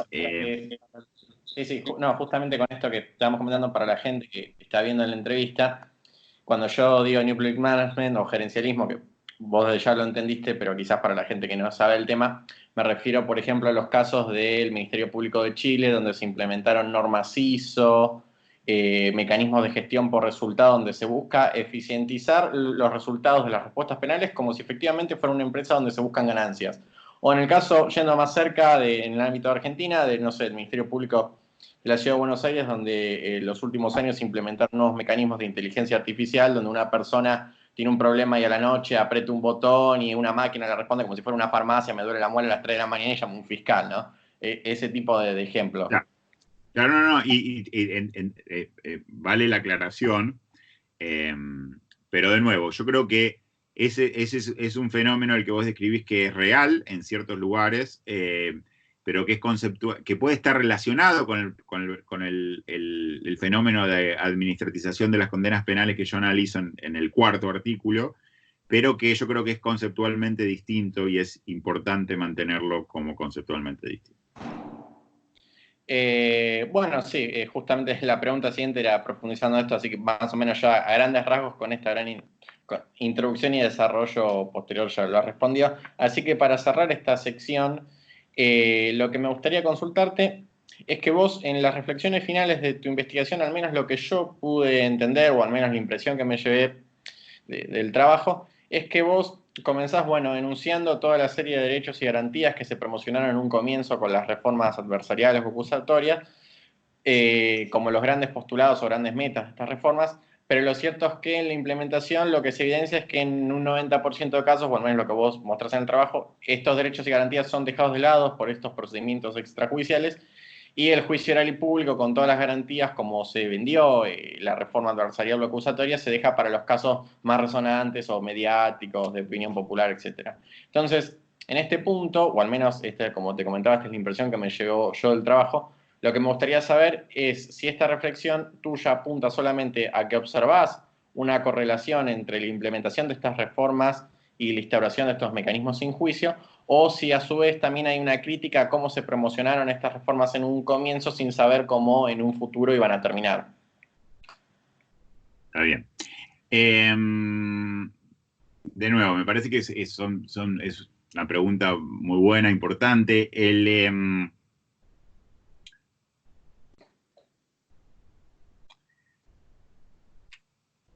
Digamos, hay distintos motivos por los cuales estos mecanismos de condenación sin juicio han sido adoptados en distintos lugares, y de hecho necesitamos mucho más trabajo empírico sobre eso también. En general, los trabajos tienden a reproducir las razones articuladas por el legislador o por la exposición de motivos o por otros reformadores, ¿no? De por qué hay que introducir estos mecanismos, ya sea acelerar los casos o más eficiencia o cuestiones por el estilo, o más casos penales, la existencia de más casos penales, cuestiones por el estilo, pero muchas veces sin ir más allá, ¿no? Digamos, de las razones pregonadas para la adopción de la reforma, de las reformas que no necesariamente tienen que ser las razones reales, ¿no? Por las cuales estos mecanismos son adoptados. Entonces creo que ahí hay mucho trabajo para hacer. No es un trabajo que yo haya hecho específicamente. Lo que puedo darte son algunas impresiones que tengo de haber estudiado el tema a lo largo del tiempo. Y en ese sentido, sobre la relación entre reformas procesales acusatorias y estos mecanismos, creo que sí hay una relación. En el siguiente sentido, en el sentido que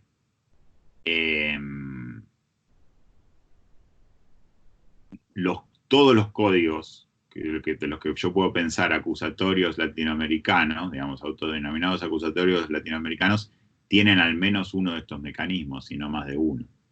Entonces, digamos, en muchos lugares estos mecanismos han entrado a los sistemas legales como parte de un paquete procesal más amplio, ¿no? Digamos, autodenominado acusatorio. Entonces, en el caso de América Latina, parece haber una relación bastante clara, si se quiere, aunque de nuevo hay que investigar, pero entre la adopción de estos mecanismos y la adopción de reformas acusatorias.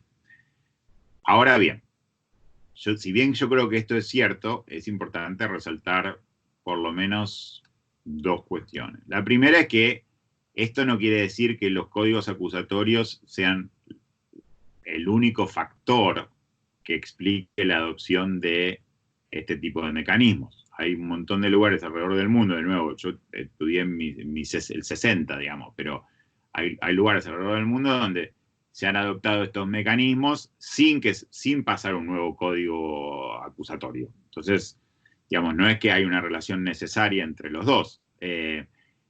Hay distintos factores entonces que han facilitado esto, y si bien es un contrafáctico, habría, digamos, no sería inimaginable pensar que si los casos, si América Latina aún estuviera, digamos, regulada en esta materia por códigos inquisitivos, si se quiere, digamos, de nuevo usando denominaciones de los reformadores, esto no, habría que ver. Es posible que aún este tipo de códigos, digamos, adoptaran mecanismos para llegar a condenas sin plenario, digamos, ¿no? Entonces, yo creo que hay una relación en América Latina, pero, de nuevo, no es el único factor. El segundo punto es que es muy fácil. Es muy fácil echarle la culpa a los reformadores por cosas, y sin duda que los reformadores o algunos reformadores han cometido distintos pecados en estos procesos de reforma, si se quiere, ¿no?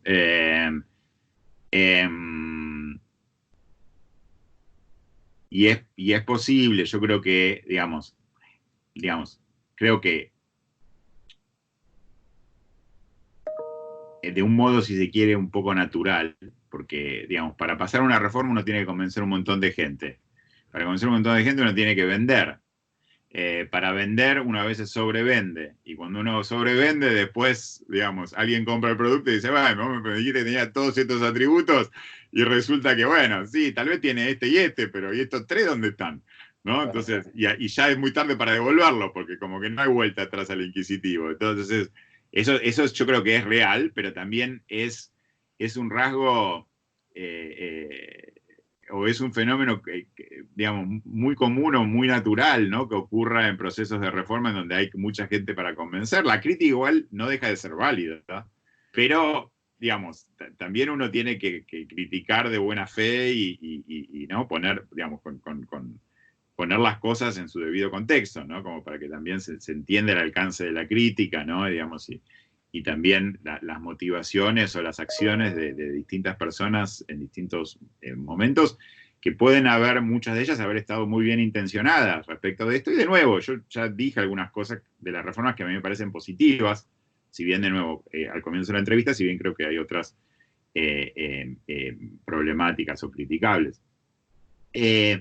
Creo también que este fenómeno, por lo menos basado en lo que yo veo a nivel de este estudio más global, si se quiere, aunque no totalmente global por lo que explicaba antes, es un fenómeno que excede a América Latina. Entonces, también, digamos, echarle la culpa a los reformadores por todo lo malo que ocurre en materia de administración de justicia penal después del paso de la reforma también me parece un poco injusto, ¿no? Porque, de nuevo, hay fenómenos globales, tendencias globales que es posible que hubieran llegado a América Latina aún sin reformas acusatorias o con otro tipo de reformas en este área, ¿no? Entonces, creo que eso de todas maneras es importante también tenerlo presente. Bueno, ya pasando a la tercera sección de esta entrevista, y ya expandiéndonos a los demás trabajos e investigaciones que se presentaron en este encuentro regional en diciembre del año pasado en la Universidad del Litoral, dentro de las posibles explicaciones que vos das en tu investigación sobre por qué el juicio abreviado tuvo tanta difusión, se implementaron tanto estos mecanismos de condena sin juicio, como vos lo llamás, vos anunciás diversas hipótesis. A la que vos suscribís, por ejemplo, es, al menos en el caso de América Latina, tiene que ver con la adopción de las reformas adversariales. Después vos planteás quizás cuestiones de reducir la carga de trabajo de los propios operadores judiciales o, por ejemplo, también sustentar una política penal netamente más punitiva, entre tantas hipótesis que vos anunciás en el trabajo, ¿no? Lo que a mí me gustaría consultarte con motivo de este encuentro y de las diversas investigaciones que se presentaron allí mismo es cuál pareciera ser la tesis mayoritaria a la cual se estarían inclinando los investigadores sociales en la región respecto al motivo de por qué se adoptó tanto. Mira, te diría que yo personalmente pienso que hay distintos factores, hay que investigarlos en realidades concretas, específicas. Cada país puede tener su propia historia, digamos, aunque por supuesto también hay tendencias regionales. Creo que en el caso de América Latina, como decía antes, la adopción de los códigos acusatorios facilitó la adopción de estos mecanismos como mínimo porque fueron parte del paquete. Creo también que igual, por ejemplo, lo de los operadores es una cosa que yo señalo en el trabajo, por ejemplo, que hicimos, en el informe que hicimos sobre justicia nacional, lo criminal y correccional. Nada, digamos, los incentivos para que ciertos actores utilicen estos mecanismos porque les reduce la carga de trabajo y demás. Y creo que hay otros factores posibles, influencia de Estados Unidos, digamos, a través de distintos factores, lo que mencionaba antes en el segundo artículo, ¿no? Digamos, los 4 en los que yo he trabajado sobre este tema. Así que bueno, eso es respecto de un poco lo que yo pienso. Los trabajos que discutimos en Santa Fe, por lo que yo recuerdo, no abordan específicamente esta pregunta. Así que te diría que hay otras preguntas que esos trabajos sí abordan, como es la práctica, por ejemplo, ¿no? Como es la práctica de estos mecanismos por parte de los fiscales, de los abogados defensores, de los jueces, ¿no? De los acusados, de los imputados. Pero hay alguna discusión sobre los efectos, cuáles son los efectos, también hay ciertas discusiones sobre eso. Pero sobre las causas, creo, de la adopción, digamos, ¿no? En este sentido, yo no recuerdo que los trabajos aborden específicamente esta pregunta, lo cual no quiere decir de nuevo que no sea una pregunta importante. Creo que debería ser una de las preguntas dentro de una agenda de investigación sobre empírica, ¿no? Sobre por qué estos mecanismos fueron adoptados en una o más jurisdicciones. Bueno, y siguiendo justamente con el tema de las prácticas que comentábamos recién, vos en tu investigación mencionás, por ejemplo, que en términos de una vez que se implementa el juicio abreviado en una jurisdicción, vos desarrollabas en perspectiva comparada que era muy notorio que muchas jurisdicciones donde ya se había implementado, cuantos más años pasaban y más tiempo pasaba de la adopción de estos mecanismos, los operadores judiciales más naturalizaban la práctica y más lo utilizaban. Como que, siguiendo tu línea de, por ejemplo, en América Latina, de que las reformas acusatorias trajeron estos mecanismos, con el paso del tiempo también naturalizan estas prácticas que trajeron las reformas. Pero por otra parte, hay otras investigaciones que también se hicieron en ámbito local y no hace mucho tiempo, quizás hace 3, 4 años. Por ejemplo, puede ser en el caso de la provincia de Buenos Aires, en el caso de la provincia de Santa Fe, donde ya se implementaron los nuevos códigos acusatorios, donde se mencionan, por ejemplo, en las prácticas también de los operadores con estos nuevos códigos, no necesariamente con el juicio abreviado, pero sí capaz con la prisión preventiva, que los operadores judiciales seguían apelando a criterios, por así decirlo, inquisitivos de las viejas prácticas, donde dictaba la prisión preventiva apartándose de los criterios de los nuevos códigos acusatorios, apelaban a criterios de peligrosismo de los acusados. Entonces, lo que me gustaría consultarte en este punto es, desde tu lugar, ¿por qué crees que las investigaciones empíricas muestran esta disparidad, ¿no? Que por un lado, en algunos mecanismos lo adoptan progresivamente y por otros retienen algunas viejas prácticas que deforman también la mentalidad del acusatorio, por así decirlo? Claro. Mira, el segundo fenómeno que vos mencionás, creo que es real, digamos, de nuevo, hay mucho estudio para hacer, mucho trabajo para hacer, pero creo que es real. Yo en el segundo trabajo mío, en el de americanización, de hecho, mi marco teórico trata de ofrecer, si se quiere, herramientas teóricas como para también entender por qué eso ocurre, ¿no? Y entonces yo decía antes, bueno, los acusatorios inquisitivos pueden ser entendidos como estructuras de significación y sentido. Esa es la frase que estaba buscando antes, que no me acordaba. De significación y sentido. Pero bueno, otra cosa que yo trato de desarrollar en ese trabajo es que, bueno, estas estructuras de significación y sentido existen en la medida en que son internalizadas por los actores concretos, ¿no? Por individuos. Y entonces estos individuos, ahí es donde entra Pierre Bourdieu, aunque, de nuevo, no presumo ni digo ni nada por el estilo, que estoy aplicando la teoría digamos, el marco teórico de él o el marco teórico de nadie en particular, sino que es como una especie de collage, ¿no? Tomo cosas de distintos autores y para armar mi propio marco, pero, digamos, la idea esta del habitus, ¿no? Del hábitus, ¿no? La idea de que los actores pueden tener ciertas disposiciones internas, ¿no? En este caso, disposiciones internas que vendrían dadas por la internalización, ¿no? Digamos, de ciertas concepciones sobre el proceso penal o cómo hay que administrar los casos penales, digamos, internalizadas a través de distintos procesos, ya sea de educación, de formación profesional, de incorporación a ámbitos de trabajo o a instituciones y demás. Entonces, qué sé yo, por ejemplo, en ese artículo tengo una nota que a mí me parece divertida sobre la guerra de las fotocopias. No sé si vos escuchaste porque sos muy joven. ¿Vos sabés de lo de la guerra de las fotocopias? Vos habías escrito un artículo en No hay derecho, puede ser, con el tema de original y fotocopia. No, muchas gracias por eso. Pero no, esa es otra cosa completamente distinta. La guerra de las fotocopias es una serie de incidentes que se dan en la provincia de Buenos Aires en el contexto de la adopción del Código Acusatorio de Provincia de Buenos Aires. Donde los fiscales ahora están investigando los casos y entonces, pero claro, quieren seguir investigando, entonces le querían mandar a los jueces de garantía, le querían mandar fotocopias del expediente en lugar del expediente como para poder seguir trabajando en el caso. Y los jueces decían, no, yo con fotocopias no trabajo, yo necesito el expediente de verdad, ¿no? Y el caso llegó, digamos, aparentemente por lo que cubrían distintos medios en ese momento, llegó a, digamos, los incidentes llegaron a ser suficientemente serios que pusieron en peligro distintas investigaciones y tuvo que intervenir la Corte Suprema de la provincia, ¿no? Para lidiar con esta situación, ¿no? Entonces, es un ejemplo que yo doy, ¿no? De esto, que tal vez ilustre un poco el tipo de cosas que vos decías antes.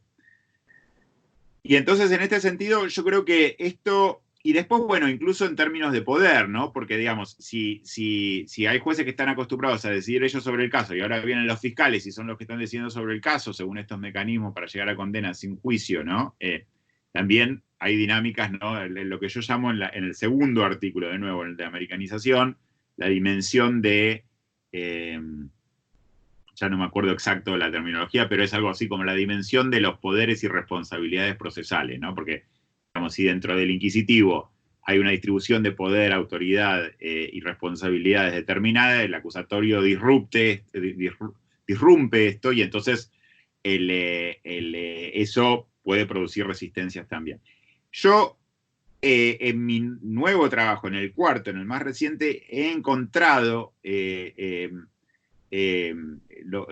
datos que por lo menos parecen ser consistentes con esta idea en el sentido de que digamos, si bien estos mecanismos se han difundido alrededor del mundo, los países de la tradición continental europea y latinoamericana tienden a usarlo menos que los países de tradición anglosajona. Y en donde esto es consistente, estos datos son consistentes, es porque si uno piensa que los países de tradición anglosajona hay una larga tradición, digamos, de concebir el proceso penal de un modo que naturaliza, ¿no? Llegar a las condenas, a una condena penal mediante el consentimiento del acusado, la ausencia de esta tradición en países de la tradición continental europea, latinoamericana, en el civil law, como se dice en Estados Unidos, ¿no? O en habla inglesa, porque incluye también países fuera de estas dos regiones de Europa y América Latina, sería consistente con esto, ¿no? Pero claro, el hecho de que de que esto pueda ser un fenómeno real, este fenómeno de resistencia, ¿no? El segundo fenómeno que vos mencionaste, no quiere decir que con el tiempo los sistemas puede que acepten en mayor medida el uso de estos mecanismos. ¿Por qué? Y hay distintas posibles explicaciones y no hay mucho trabajo para hacer, digamos, para entender esto sobre jurisdicciones en particular, pero suponte que los sistemas aprenden como sistemas, ¿no? O sea, viene una nueva reforma, viene un mecanismo para llegar a condenas sin juicio. Bueno, los operadores puede que hay un tiempo en donde tienen que aprender la regulación legal, pero además tienen que aprender cómo implementarla, qué protocolos necesitan para implementarla y demás. Entonces, digamos, una vez que aprenden, tal vez lo usan más, ¿no? Los operadores tal vez se dan cuenta que en realidad les conviene. Está bien, puede ser que el fiscal ahora tenga más poder sobre el caso, pero yo me voy a mi casa más temprano, o resuelvo más casos en menos tiempo, y eso, digamos, yo juez, ¿no? O tribunal, y eso tal vez entonces me conviene. Entonces, digamos, se pueden dar cuenta de eso y entonces dicen, bueno, o nuevas generaciones vienen, ¿no? Y se fueron a estudiar a Estados Unidos o tienen una formación distinta de las viejas generaciones y vienen con ideas nuevas y estas prácticas les parecen en realidad mucho más naturales que tal vez a generaciones anteriores. Entonces, hay distintos fenómenos por los cuales puede ser que con el tiempo estos mecanismos son utilizados en mayor medida, lo cual no quiere decir que no pueda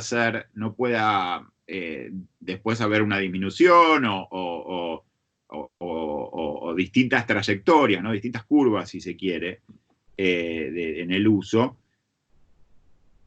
Y yo muestro también esta posibilidad, ¿no? Ahí tengo una tabla en el cuarto artículo, de nuevo, llamémoslo así, en el de administratización, en el más reciente, en donde tengo 11 países, creo que son, y 11 jurisdicciones, y en donde muestro que en algunas de ellas, en realidad, digamos, si bien en varias de ellas hay un aumento con el tiempo, hay un par en donde, 2 o 3 donde no ocurre esto, y entonces eso también abre preguntas empíricas interesantes sobre por qué puede estar ocurriendo esto, ¿no? Preguntas empíricas que si uno lograra responder en contextos específicos, tal vez podría ayudarnos para estudiar este fenómeno de un modo más global, ¿no? Porque tal vez lo que ocurre en algunos lugares puede repetirse después en otros, ¿no?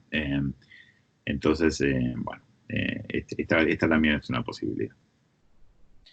Bueno, ya para ir cerrando esta sección en particular, me gustaría que pudieras contarme, bueno, si en este encuentro a nivel regional ya han podido encontrar algunos efectos a largo plazo de implementación de estos mecanismos en términos de políticas públicas. Y bueno, y en el caso de ser así, me interesaría que me contaras qué efectos a priori pudieron encontrar.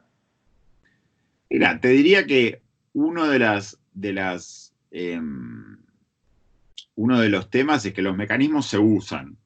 Y en algunos lugares se usan de un modo increíble, o sea, a tasas increíbles. Santa Fe, por ejemplo, es fascinante, porque en Santa Fe, de acuerdo al estudio o a los estudios de Máximo Soso, tiene una tasa de llegada de condena mediante esos mecanismos como del 97%. Entonces, digamos, se usan y se usan muchísimo. Y entender por qué esto pasó en Santa Fe es importante, y es también una forma, de nuevo, de resaltar la importancia del tema, ¿no? Porque ¿cómo se condena a la gente en Santa Fe hoy día? ¿Con juicios orales? No, o sea, digo, sí, un poquitito, un porcentaje muy chiquitito, pero se los condena mediante estos mecanismos. Y después, dentro de ese tema hay muchas cuestiones para analizar, ¿no? Digamos que distintos estudios discuten, algunas puede ser que sea un estudio, pero desde si el imputado estaba en prisión preventiva o el acusado estaba no en prisión preventiva cuando esto ocurrió, porque hay que estudiar las relaciones entre prisión preventiva y estos mecanismos, si la prisión preventiva es usada, ¿no? O opera como un incentivo, ¿no? Para que la gente se declare culpable o acepte el uso de estos mecanismos. Si se usa solamente, hay acuerdos sobre la determinación de la pena, sobre el monto de la pena o el tipo de pena, o hay acuerdos también sobre los delitos imputados, ¿no? Porque, digamos, no es lo mismo. Digamos, acuerdos sobre los delitos tienen ciertos efectos distorsivos sobre, digamos, el valor de verdad de las condenas penales, ¿no? Lo de la pena funciona distinto. ¿Qué tipo de delitos, ¿no? Digamos, qué tipo de delitos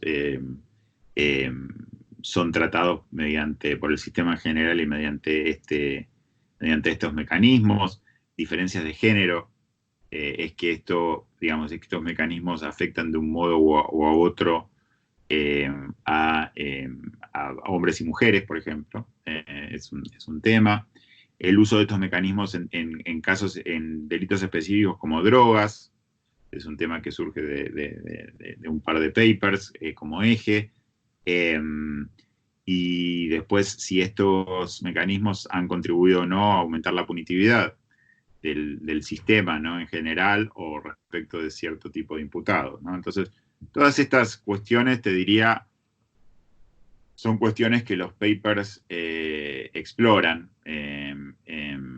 Y bueno, en ese sentido me parece que son papers muy, muy interesantes.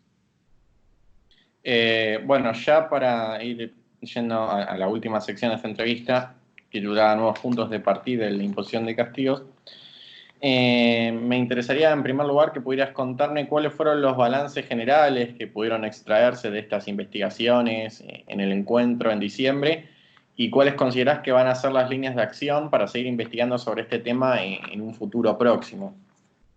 Mira, el balance general me parece que recién más o menos lo resumí, ¿no? Digamos, explicando algunas de los temas que los papers cubren.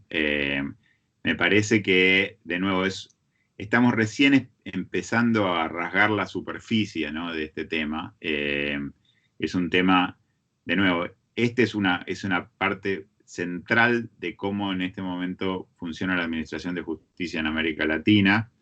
Y en otros lugares del mundo, y me parece que estudiar esto empíricamente es central, y bueno, digamos, está bien, discutimos en Santa Fe, no me acuerdo cuántos papers eran, si eran 17 papers en total, o algo, o 18 papers, creo que tal vez eran 18 papers que discutimos en 2 días de trabajo intenso, pero digamos, la verdad es que necesitamos cientos o miles de papers, y digamos, si realmente queremos entender cómo funciona el fenómeno, en distintos lugares y distintos aspectos de él.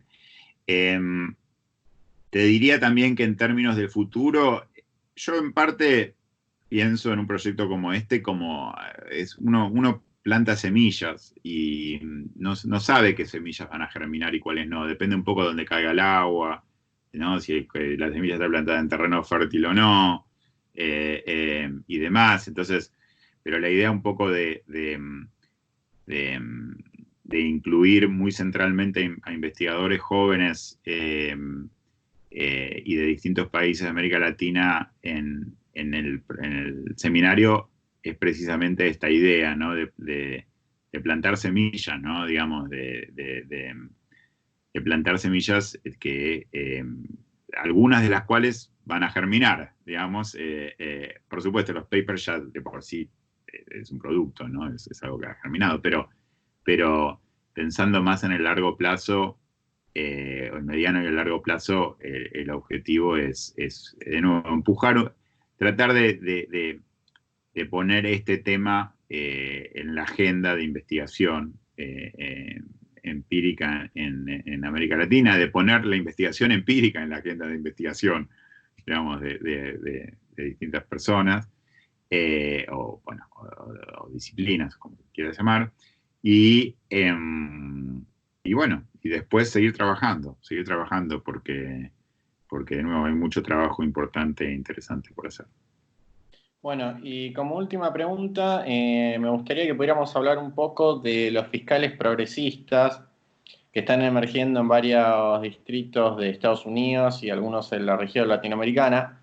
Bueno, el tema de los fiscales progresistas en Estados Unidos, yo sé que es un tema que vos conocerás mucho mejor que yo. Yo sé que el Criminal Justice Program de tu universidad, de la Universidad de California, Los Ángeles, los monitorea. Para la gente que está viendo esta entrevista, hace unos pocos años han comenzado a surgir una serie de fiscales de distrito, muchos de ellos liderados por el fiscal de distrito de Filadelfia, Larry Krasner, que antes era defensor público, hasta que un día se postuló para ser fiscal y fue electo en su distrito. Y esta serie de fiscales progresistas se proponen detener el encarcelamiento masivo, dejar la demagogia punitiva, las prácticas de detener, por así decirlo, ladrones de gallina, como suele ser una expresión muy argentina, sentido. Y en América Latina también, hace también muy poco tiempo, algunos de estos reformadores han comenzado a vincularse de vuelta con estas redes de trabajo de los diversos ministerios públicos de la región, preocupados por la política criminal que han tenido diversos ministerios públicos de América Latina en los últimos años, pero quizá no tanto orientado a prácticas de distrito, como puede ser en el caso de Estados Unidos, sino más orientado a una política quizás nacional, de determinados países, con cambios de gobierno y cambios de estructuras en fiscales generales o fiscales en jefe de cada país. Entonces, la pregunta en este punto es, si vos creés que con estos nuevos fiscales progresistas que están emergiendo, particularmente en Estados Unidos, es posible revertir la tendencia administratizadora del plea bargaining o juicio abreviado.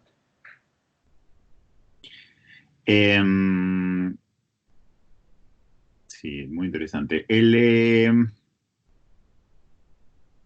Sí, lo de los fiscales progresistas es un fenómeno muy interesante en Estados Unidos de los últimos años.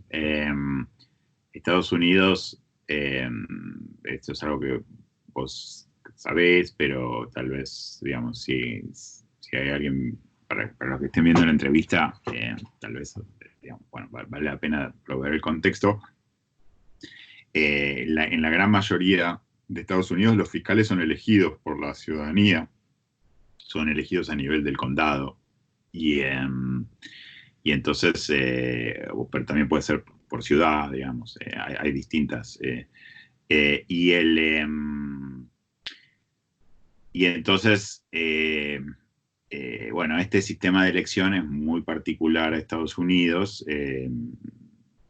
y hay quienes han argumentado, e incluso hay estudios y demás, que pueden llamarse empíricos, digamos, pero hay una serie de gamas de estudios acá, sobre si este sistema de elección de los fiscales contribuyó a que Estados Unidos se convirtiera en el país con la tasa de encarcelamiento más alta del mundo, ¿no? Entonces, este es un poco, digamos, para proveer un poco de contexto, y en años recientes ha habido, digamos, si este fenómeno, si en Estados Unidos la tasa de encarcelamiento subió exponencialmente, más o menos desde mediados de los 70 hasta mediados de los 2010, esos 40 años, si se quiere. Entonces, a mediados de los 2010 comienzan una serie de procesos, fenómenos, discursos, algunos de los cuales vienen de antes, ¿no? Pero adquieren en ese entonces más prominencia, que ponen este tema del encarcelamiento masivo, el mass incarceration, ¿no? El encarcelamiento masivo como un tema muy central, se transforma en un tema, digamos, de los cuales los penalistas venimos hablando hace muchísimos años, pero que se transforma en un tema de agenda pública, si se quiere, o que toma una visibilidad pública a nivel de los medios de comunicación masiva y demás. Y bueno, y dentro de este contexto qué hacer al respecto, ¿no? Y la aparición de estos fiscales progresistas puede ser entendida dentro de este contexto de qué hacer al respecto, en donde distintos personas, muchas de ellas o varias de ellas con un background distinto del típico fiscal estadounidense, tal vez vienen o de la Defensoría Pública o de una práctica privada pero relacionada con civil rights y demás, se postulan a estas posiciones y son elegidos.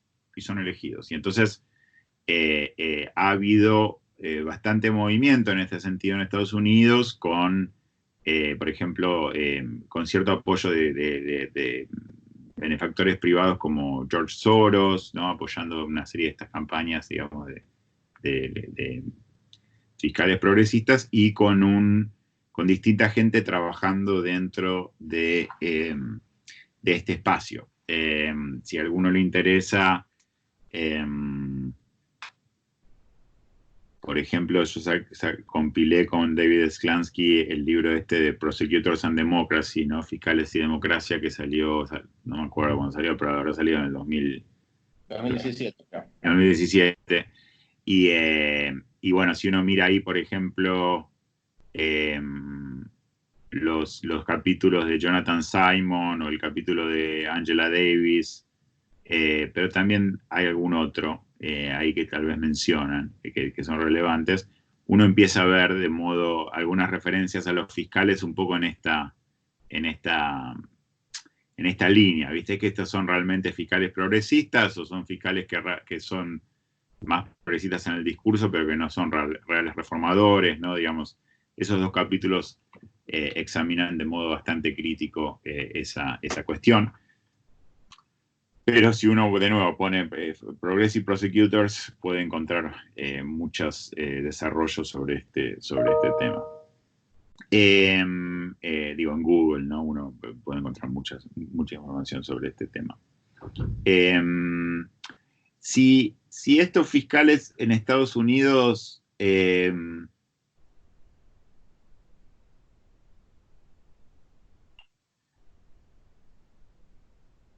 pueden contribuir a reducir el fenómeno de administratización de las condenas penales, me parece que es una pregunta muy interesante e importante.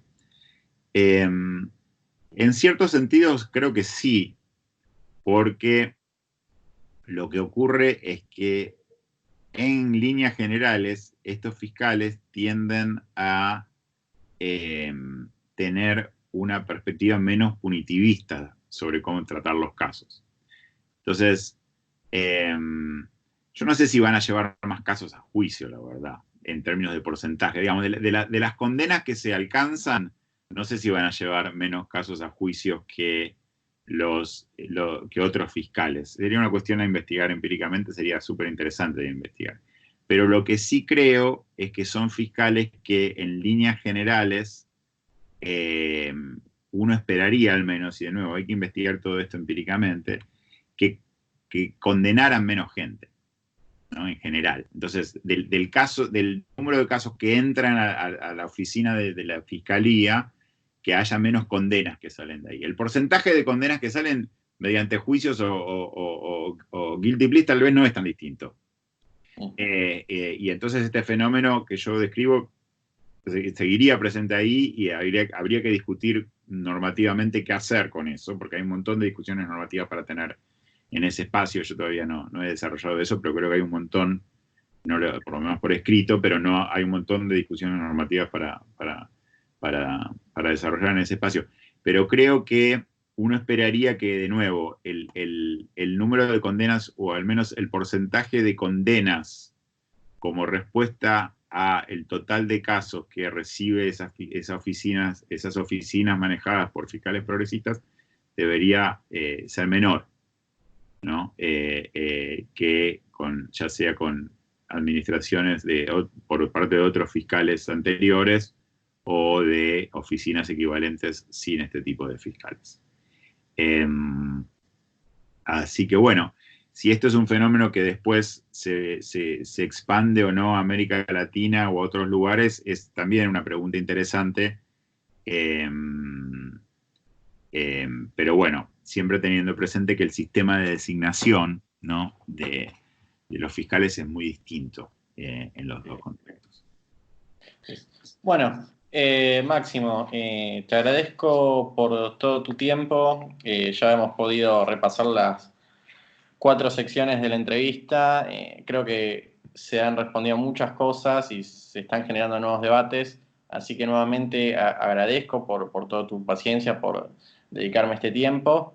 Y con esto creo que ya podemos dar por finalizado las preguntas. Muchísimas gracias a vos, Juan Carlos, por la entrevista y por las excelentes preguntas. Y bueno, quedo a disposición y en contacto para otras conversaciones en el futuro. Muchas gracias. Chao, hasta luego.